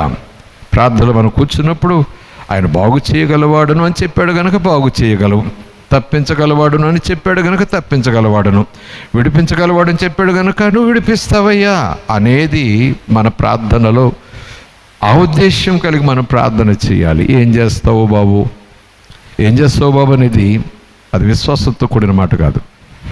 నువ్వు స్వస్థపరుస్తానన్నా స్వస్థపరుస్తావు, వందనాలు తండ్రి, థ్యాంక్ యూ జీసస్. అది మన ప్రార్థన. దేవుని బలాన్ని, దేవుని శక్తిని ఎరిగినవాడై ఉన్నాడు. అది తన మాటలతో చెప్తున్నాడు. ఆ ప్రార్థన అతను చెప్పటం ద్వారా, రాజు చెప్పటం ద్వారా ప్రజలందరూ కూడా వింటున్నారు. ప్రజలందరికీ కూడా ధైర్యం వస్తుంది. అవును, మా దేవుడు గొప్పవాడు, పరాక్రమ కలిగినవాడు, బాహము కలిగినవాడు, శత్రువులను పారద్రోలేవాడు. అసలు ఆయన ఎదురుగా ఎవరు నిలవగలరు? ఏది నిలవగలదు? ఈరోజు ఈ వ్యాధి నిలవగలదా? ఈ వైరస్ నిలవగలదా దేవుని శక్తి ముందు? No way. తప్పక దేవుడు జయమిస్తాడు. దేవుని మనకి స్తోత్రం కలుగునుగాక. Praise the lord, hallelujah. అంతేకాదు ఆ ప్రార్థనలో దేవుని శక్తిని జ్ఞాపకం చేసుకోవటమే కాదు, శక్తిని జ్ఞాపకం చేసుకుంటే మాటలను పలకటమే కాదు, దేవుని ప్రామిస్, దేవుని వాగ్దానాలు జ్ఞాపకం చేసుకుంటున్నాడు. దేవుని ఆదేశాలు, దేవుని ఎబిలిటీ మాత్రమే కాదు, దేవుని యొక్క ప్రామిస్, వాగ్దానాన్ని కూడా జ్ఞాపకం చేసుకుంటూ దేవునికి జ్ఞాపకం చేస్తున్నాడా అన్నట్టుగా ఉన్నాడు. 8వ వచనం చూడండి. వారు అందులో నివాసం చేసి కీడైనను, యుద్ధమైనను, తీర్పైనను, తెగులైనను, కరువైనను మా మీదకి వచ్చినప్పుడు మేము ఈ మందిరం ఎదుటను నీ ఎదుటను నిలబడి మా శ్రమలో నీకు మొర్రపెట్టిన ఎడలు నువ్వు ఆలకించి మమ్మను రక్షించుదువు అని అనుకుని ఇచ్చట నీ నామ ఘనత కొరకు ఈ పరిశుద్ధ స్థలము కట్టించిరి. నీ పేరు ఈ మందిరమునకు పెట్టబడును కదా. ఎంత చక్కటి మాట. మేము మందిరంలోనికి వచ్చి ప్రార్థించినప్పుడు, ఎప్పుడు కీడొచ్చినప్పుడు, యుద్ధం వచ్చినప్పుడు, బాధ వచ్చినప్పుడు, ఆపద వచ్చినప్పుడు, ఆందోళన వచ్చినప్పుడు, అవసరం వచ్చినప్పుడు, కలవరం వచ్చినప్పుడు, కంగారు వచ్చినప్పుడు, ప్రభువా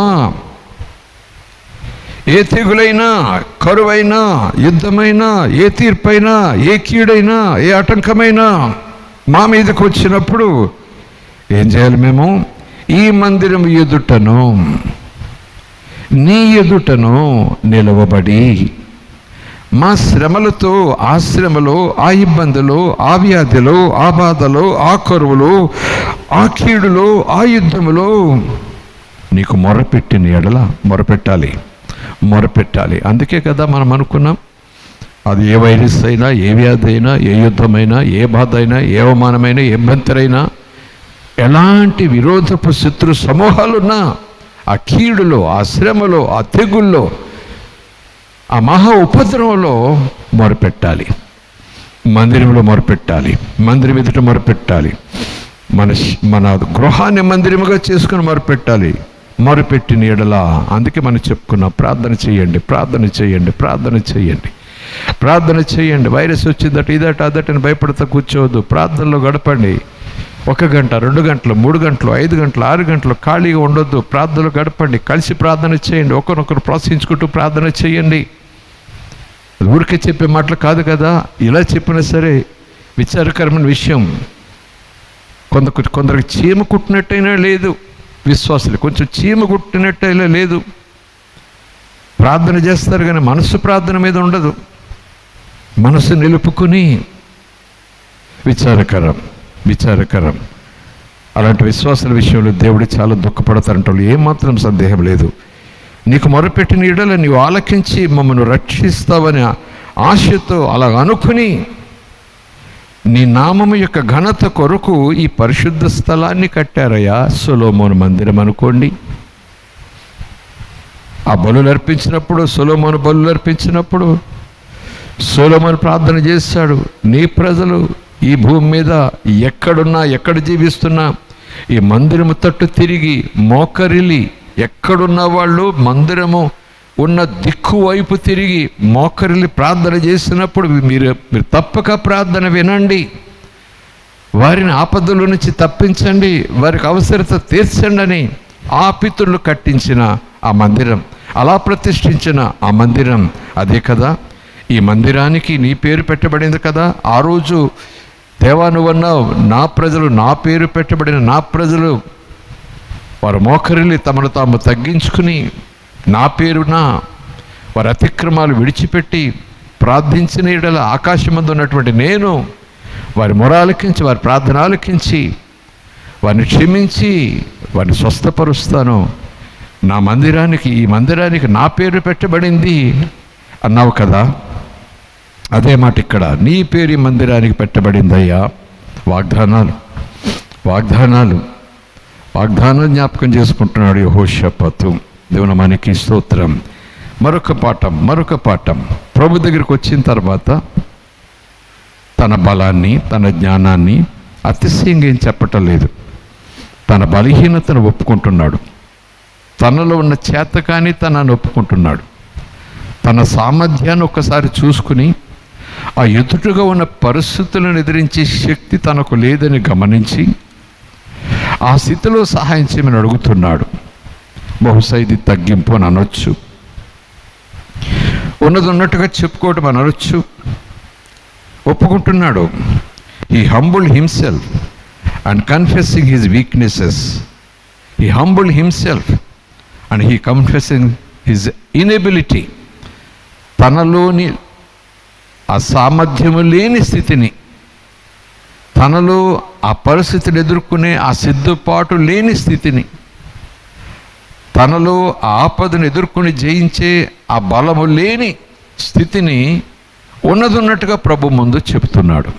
దేవుని ముందు చాలాసార్లు మనం ప్రార్థన చేస్తాం, కానీ మన బలహీనతలను ఒప్పుకోం, మన బలహీనతలను చెప్పుకోం. ఎందుకంటే లేఖనంలో ఉంది కదా, ఆయనకు అన్నీ తెలుసు, ఆయనకు అన్నీ తెలుసు. నాలో ఉన్న బలహీనత ఆయనకు తెలుసు, నాలో ఉన్న బలం ఏంటో ఆయన తెలుసు. అవును, ఏదైనా తోట దగ్గరికి వెళ్ళి మనం చూస్తే చెట్టు చోటున ఆదాము ఉన్నాడనే సంగతి దేవునికి తెలియదా? తెలుసు. కానీ అడుగుతున్నాడు, ఎక్కడున్నావు, ఎక్కడున్నావు, ఏ స్థితిలో ఉన్నావు, ఎక్కడ దాక్కున్నావు అంటున్నాడు కదా. చెప్పాలి. ఆదేశించబడిన తర్వాత, ఆదేశపు మార్గాన్ని అనుసరిస్తున్న తర్వాత, ఆదేశాన్ని తప్పిపోయిన దేవుడు తెలుసు కదా. మళ్ళా నన్ను అడుగుతాడేంటి? కాదట. మారు మనసు పొందటం అంటేనే అది. దేవుని వైపు తిరిగి, అయ్యా ఈ విషయంలో నేను తప్పిపోయాను అని చెప్పాలి. అది తగ్గింపు, అది ఒప్పుకోలు. Praise the lord. హల్లెలూయా. దేవుని మనకి స్తోత్రం. హల్లెలూయా. కనుక దేవుడికి తెలియదు అని చెప్పేసి నీలో ఉన్న బలహీనతను దాచుకుంటూ కూర్చోవద్దు, ఒప్పుకోవాలి, దేవుని మీద ఒప్పుకోవాలి. 12 వచనం చూద్దాం. మా దేవా, నీవు వారికి తీర్పు తీర్చవా? మా మీదకు వచ్చి గొప్ప సైన్యంతో యుద్ధం చేయటానికి మాకు శక్తి చాలదు. ఏం చేయాలో మాకు తోచటం లేదు. నీవే మాకు దిక్కు అని ప్రార్థన చేశాడు. నీవే మాకు దిక్కు అని ప్రార్థన చేశాడు. దేవుని మనకి స్తోత్రం. ఓ ప్రైజ్ ది లార్డ్. హల్లెలూయా. ప్రజలందరితో కూడా కలిసి అదే ప్రార్థన చేశాడు. 13 వచనం చూడండి. యోధా వారందరూ తమ శిశువులతోనూ భార్యలతోనూ పిల్లలతోనూ యెహోవా సన్నిధిని నిలవబడ్డారు. అందరినీ పిలిచాడు, అందరినీ ప్రోత్సహిస్తున్నాడు, తాను అందరికీ ముందున్నాడు, తాను ప్రార్థన చేస్తున్నాడు. ప్రార్థనలో ఈ ప్రజలందరూ కూడా ఏకీవిస్తున్నారు. ఎంత చక్కటి దృశ్యం, ఎంత చక్కటి దృశ్యం. యెహోషాపాతు నాయకుడై తాను పరిపాలించే ప్రజలను ఒక్క తాటి మీద, రాజుగా మాత్రమే కాకుండా, నేను రాజును కనుక మీరు రావాలి ఆజ్ఞాపించాను అని చట్టముగా చేసి తీసుకురావచ్చు. కానీ ఆ చట్టము తీసుకొచ్చే స్థితి కన్నా ఈ ప్రజలందరూ ఇలాగ రావటం గల కారణం, అమ్మో రాజు పిలిచాడు, శత్రువులు వచ్చేసారు, మనం వెళ్ళాలి, అది కొంతవరకే. కానీ ప్రజలందరూ ఒక్క తాటి మీదకి వచ్చి పిల్ల పాపలతో, భార్య భర్త, కుటుంబాలు ఆ మహామందిర ఆవరణలో నిలబెట్టడానికి గల కారణం 19వ అధ్యాయం చివరి వచనాలు చదువుకున్నాం కదా. దేవుని పట్ల భయభక్తులు కలిగి ఉన్నారు కనుక తమను నడిపించే నాయకుని మాటకు లోబడ్డారు. రండి మనం ప్రార్థన చేద్దాం, రండి మనం ఉపవాసం ఉందాం, ఆపదలు వస్తున్నాయి, ఆటంకాలు వచ్చాయి, కీడు వచ్చింది, ముప్పేట దాడి వస్తూ ఉంది, దేవుని దగ్గర మనం కనిపెడదాం, దేవుని సహాయం కోరుకుందాం. మన దేవుడు బాహుబలము గలవాడు, పరాక్రమ గలవాడు, ఆయన ఏమైనా చేయగలడు, రండి ప్రార్థన చేద్దామంటే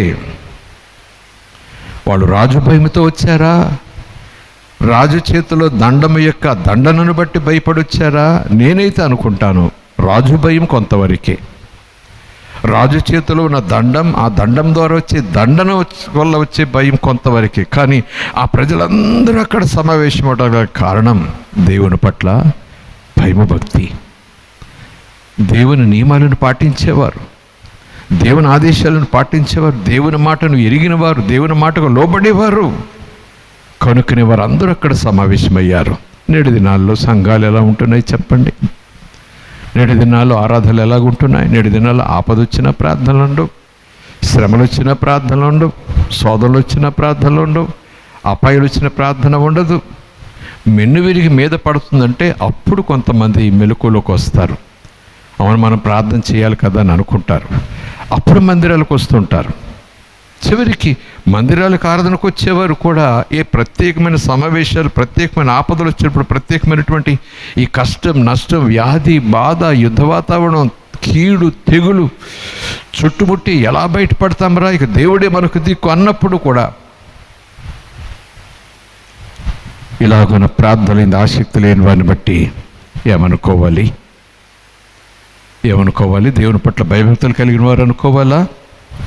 దేవుని పట్ల భయం లేని వారు అనుకోవాలా? ఈ పని కన్నా మరొక పని ముఖ్యమని అనుకోవాలా? దేవునికి స్తోత్రం. ఓ ప్రైజ్ ది లార్డ్. ప్రతిదానికి ఒక సమయం ఉంది. ప్రార్థించే సమయం ఉంది, ప్రార్థించు. వాక్యం చదివే సమయం ఉంది, వాక్యం చదువు. దేవ సన్నిధిలో మోకరిలు కనిపెట్టే సమయం ఉంది, మోకరిలు కనిపెట్టు.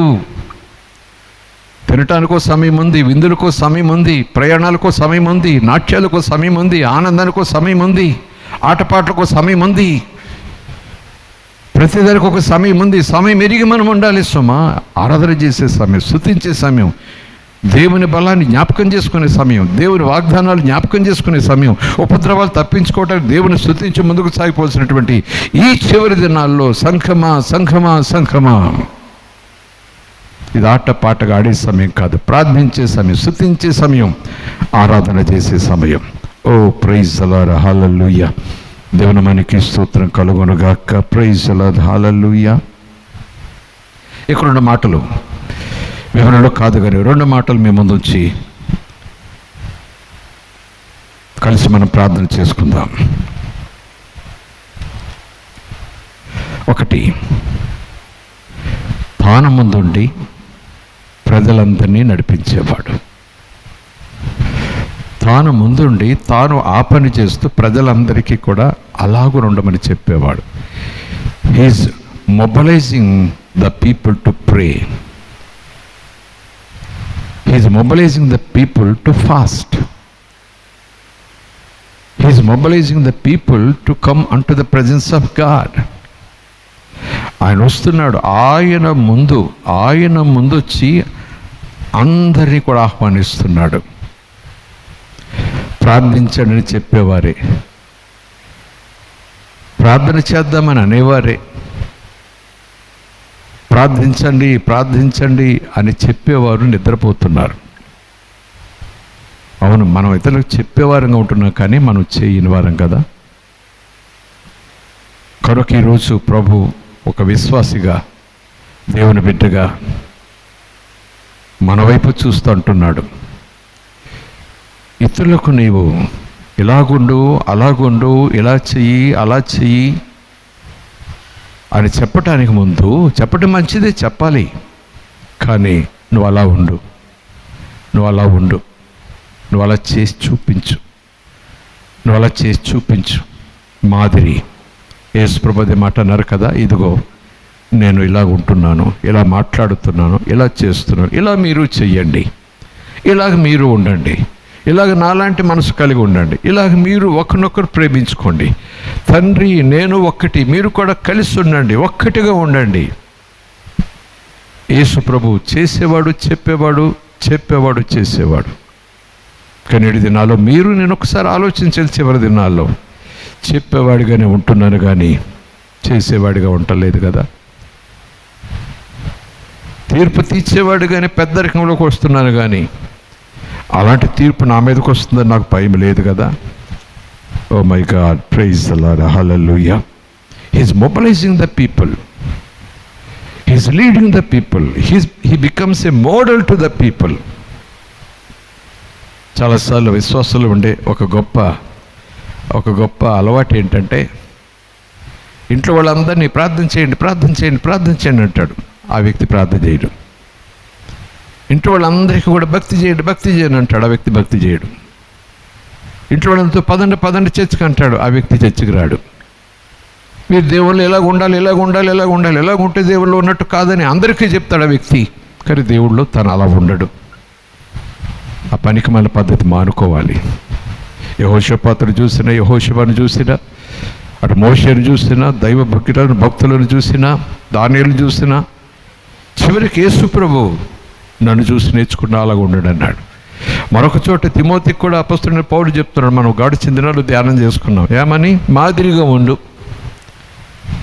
ఒకరికి బోధించే ముందును మాదిరిగా ఉండు, ఒకరికి చెప్పే ముందును మాదిరిగా ఉండు. మాదిరి లేకపోతే నీ మాటకు నీ బోధకు బలం ఉండదు, నీ మాటకు నీ బోధకు గౌరవం ఉండదు, నీ మాటలు నీ బోధలు యథార్థత ఉండదు అన్నట్టు పరిశుద్ధాత్ముడు క్రొత్త నిబంధనలో అపొస్తలుడైన పౌలు ద్వారా తిమోతికి చెప్తున్న మాట మనకు జ్ఞాపకం ఉంది కదా. యెహోషాపాత్ అద్భుతం, మాదిరి. Is mobilising the people to pray, is mobilising the people to fast. ఈ దినాల్లో దైవజనులు కొన్ని చోట్ల దుఃఖంతోనే మాట చెప్పుకుంటుంటారు. ఉపవాసం ఉండమంటే ఎవరూ రారండి చర్చికి, ప్రార్థనలు అంటే ఎవరూ రారండి చర్చికి, పాటలంటే వచ్చేస్తారండి చర్చికి, స్వస్థతలంటే వచ్చేస్తారండి చర్చికి, ఎవరు వస్తున్నారంటే వచ్చేస్తారండి, కిటకిటలాడిపోతారండి. ఈరోజు సమస్య ఉంది, మన సంఘంలో సమస్య ఉంది, మన దేశంలో సమస్య ఉంది, రండి ప్రార్థన చేద్దాం, ఉపవాసం ఉండి ప్రార్థన చేద్దాం. ఆ కీడు దూరంగా ఉంది, ఆ కీడు ఎక్కడ ఉంది, మన మీదకి రాకముందే, మన దగ్గరికి రాకముందే మనం కలిసి ప్రార్థన చేద్దాం రండి అంటే 2-3 వస్తారండి. ఏంటో తెలియదండి. కొంతమంది దైవజనులు దుఃఖంతో చెప్పుకునే మాటలు. ఈరోజు సంఘమా ఏ రీతిగా ఉంది మన భక్తి, ఏ రీతిగా ఉంది మన విశ్వాసం, ఏ రీతిగా ఉంది? రక్షణ పొందేశాం, గ్యారంటీ ఇదేనా? ప్రార్థించాలి. చివరి మాటగా ఇంకా కొన్ని అంశాలు ఉన్నాయి. చివరి మాటగా నేను ఈ మాట చెప్తున్నాను. ఇలాగున వారందరూ కలిసి ప్రార్థన చేస్తుండగా తన బలహీనతను, తన బలాన్ని ఒక్కసారి పరిశీలన చేసుకుని, తనలో ఉన్న స్థితిగతులు ఒక్కసారి సరిచూసుకొని దేవుని ముందు మొరపెడుతూ, నాకు శక్తి సరిపోవటలేదయ్యా, నాకు ఏం చేయడానికి తోచటలేదయ్యా, దిక్కు తోచటలేదయ్యా, నీవే మాకు దిక్కుదేవా అని ప్రార్థన చేస్తే, ప్రార్థనతో అందరూ ఏకీభవిస్తే దేవుని వాక్యం ప్రత్యక్షమైంది. ప్రవచనం ద్వారా ఒక ప్రవక్త ద్వారా దేవుని వాక్యం వచ్చి, యుద్ధం యెహోవాదే, భయపడకండి, వెళ్ళండి యుద్ధంలోనికి, గో, సైన్యాన్ని తీసుకుని బయలుదేరండి, కానీ దేవుడు మీ పక్షంగా యుద్ధం చేస్తాడు, ధైర్యంగా ఉండండి అని దేవుడు ఇదే యెహోవా వాక్యాన్ని ప్రకటించాడు ప్రవక్త ద్వారా. వెంటనే సైన్యాన్ని సిద్ధపరిచేశాడు యెహోషాపాతు. ప్రజలందరికీ మాట చెప్పేశాడు, ప్రజలందరినీ ధైర్యంగా ఉండమని చెప్పేశాడు. దేవుని నామానికి స్తోత్రం కలుగునుగాక. 18వ వచనం నుంచి చూస్తే, అప్పుడు యెహోషాపాతు సాష్టాంగ నమస్కారం చేశాడు. యూదావారు, యెరూషలేము కాపురస్తులు యెహోవా సన్నిధిని సాగిలిపడి నమస్కారం చేశారు. సాష్టాంగ నమస్కారాలు ఎప్పుడో పోయాయి కదా. అన్యరీతిగా ఉన్నప్పుడు, గుడుల గోపురాలకు వెళ్ళినప్పుడు, కొండల్లోకి వెళ్ళినప్పుడు, బండల్లోకి వెళ్ళినప్పుడు, ఆ వ్యక్తుల దగ్గరికి వెళ్ళినప్పుడు సాగిలిపడిపోయేవాళ్ళం. సాగిలిపడి పొర్లు దండాలు పెట్టేసేవాళ్ళం. 30 సార్లు పొర్లు, 100 సార్లు పొర్లు దండాలు పెట్టాలి, మోకాళ్ళ మీద మెట్లెక్కాలి, సాష్టాంగ నమస్కారం చేయాలి. అవును కదా, ఒకప్పుడు వెళ్ళేవాళ్ళం గోపుల అరకు గుళ్ళకు, సాష్టాంగ నమస్కారం చేసేవాళ్ళం. ఇప్పుడు మోకరిల్లటానికే, చేతులు ఎత్తటానికే, బలహీనతతో కొంతమంది ఎత్తలేకపోతే ఎలా ప్రార్థన చేసినా పర్వాలేదు అనే ప్రసంగాలు, ఎలా కూర్చుని మాట్లాడే దేవునితో పర్వాలేదు ప్రసంగాలు. అవునవన్నీ నిజమే. నిజమైన ఏ రోజైనా సాగిలిపడి ధ్యానం చేసిన స్థితి మనకుందా? సాగిలిపడి ఆరాధన చేసేటటువంటి స్థితి మన దగ్గర ఉందా? ఆ మహాదేవుని ప్రసన్నత మన మధ్యకు వచ్చి పడుతుండగా 2 చేతులు జోడించి సాష్టాంగ నమస్కారం చేసినటువంటి పరిస్థితి మన మందిరాల్లో కనిపిస్తుంది. పోనీ మందిరాల్లో అంటే జనం ఎక్కువ, ఇంట్లో అన్న సాగిలి పడగలుగుతున్నామా? ఒంటరిగా అరహస్యంగా గదిలో నువ్వున్నప్పుడు మోకరులుతున్నావా? సాష్టాంగ నమస్కారం చేయగలుగుతున్నావా? మహాదేవుడని, అవును తండ్రి కదా, ఒళ్ళో కూర్చుంటావు, ముద్దులు పెట్టుకుంటావు, పొద్దున చుట్టూ చేస్తాడైనా లేదు. సాగిలిపడి నమస్కారం చేయాలి. ఓ ప్రైజ్ ది లార్డ్, హల్లెలూయా.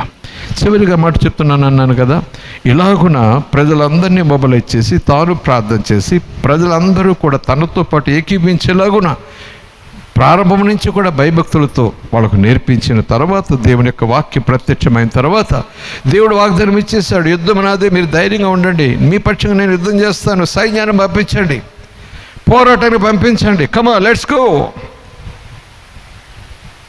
అది దేవుడు చెప్పాడు, యుద్ధం యెహోవాదే, వెళ్ళండి, దేవుడు మీకు జయమిస్తాడు, ఆయన మీ పక్షంగా పోరాడతాడు, వెళ్ళండి, సునాయాసంగా మీకు విజయం అన్నట్టుగా దేవుడు మాట్లాడితే యెహోషాపాతు ఏం చేశాడట? ఆ దేవుని మాటను ఎంత నమ్మాడంటే, ఆ దేవుని మాటను ఎంతగా గుండెలో తీసుకున్నాడంటే, ఆ దేవుని యొక్క ప్రవచన వాక్యాన్ని, ఆ ప్రవక్త యొక్క మాటను ఎంత ధైర్యంగా గుండెలో తీసుకున్నాడంటే, ఇంకా యుద్ధానికి బయలుదేరలేదు. యుద్ధానికి బయలుదేరుతున్నాడు, ఇంకా కత్తి కర్ర తీయలేదు, ఇంకా శత్రు ఎదురుగా రాలేదు. ముందే స్తుతి ప్రారంభించాడు, ముందే ఆరాధన ప్రారంభించాడు, ముందే దేవుని ఘనపరచడం ప్రారంభించాడు. Advance praise, advance worship. Oh praise అలా హల్లెలూయా.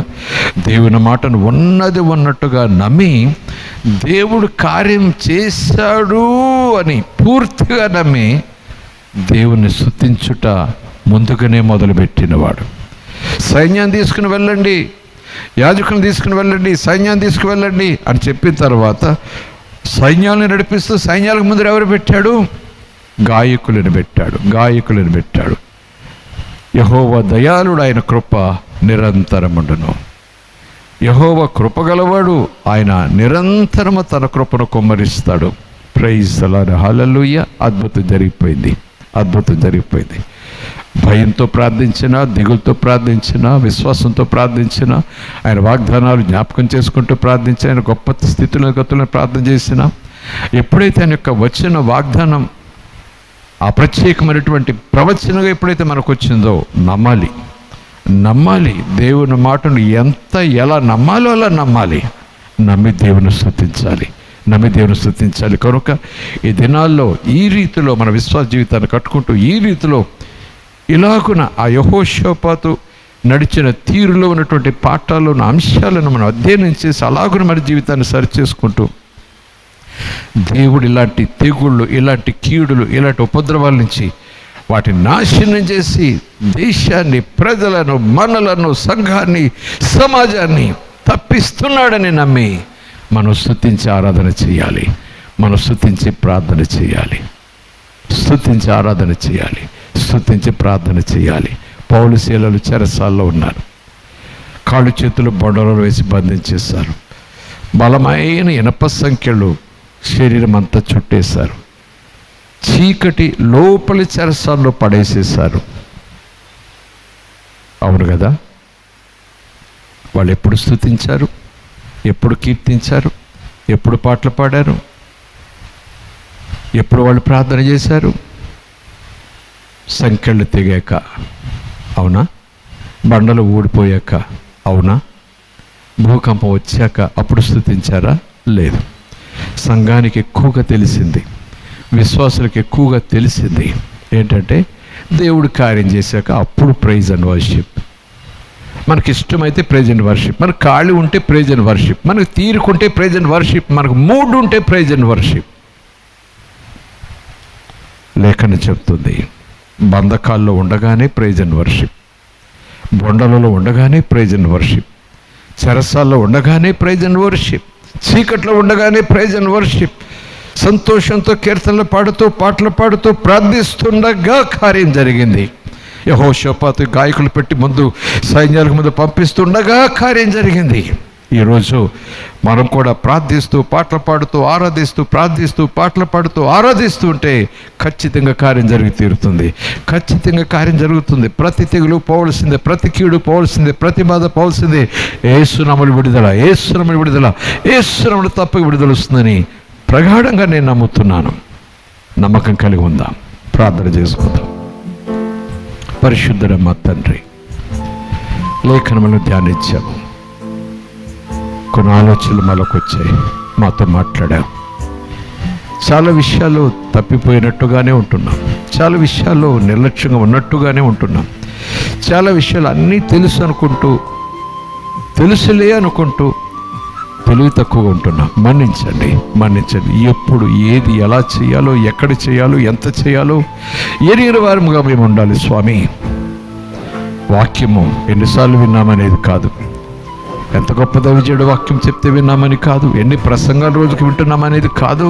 ఆ వాక్యం నాలో ఎలా పనిచేస్తూ ఉంది, ఆ వాక్యం నా జీవితాన్ని ఎలా మలుస్తూ ఉంది, ఆ వాక్యం నా ఆధ్యాత్మిక జీవితాన్ని ఎలా ఫలింపజేస్తుంది, ఆ వాక్యం నన్ను ఎలాగున దేవునికి దగ్గర తీసుకెళ్తా ఉంది, ఆ వాక్యం నన్ను ఎలాగున వెలిగిస్తూ ఉంది అనేది ముఖ్యం కదా ప్రభు. అలాగున ఈ వాక్యపు వెలుగులో మా యొక్క ఆధ్యాత్మిక జీవితాన్ని కట్టుకున్నట్టు, సరి చేసుకున్నట్టు, ముఖ్యంగా నిన్ను స్తుతించుటలో, నేను ఆరాధించుటలో, నేను ఘనపరచుటలో, నీకు మొరపెట్టుటలో, నీకు ప్రార్థన చేయటంలో మాదిరిగా ఉండటంలో, మేము మాదిరిగా ఉంటూ 10 మందిని స్వామి అలాగున భయభక్తులు నడిపించుటలో యెహోషాపాతు మాదిరిగా ఉండటకు సహాయం చేయండి.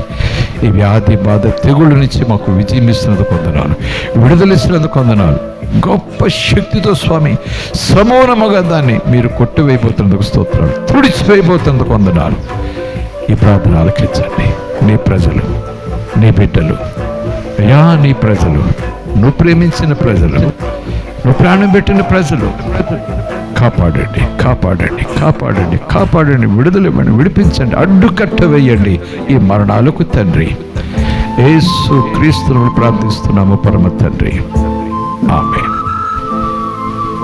దేవుని దీవించుగాక.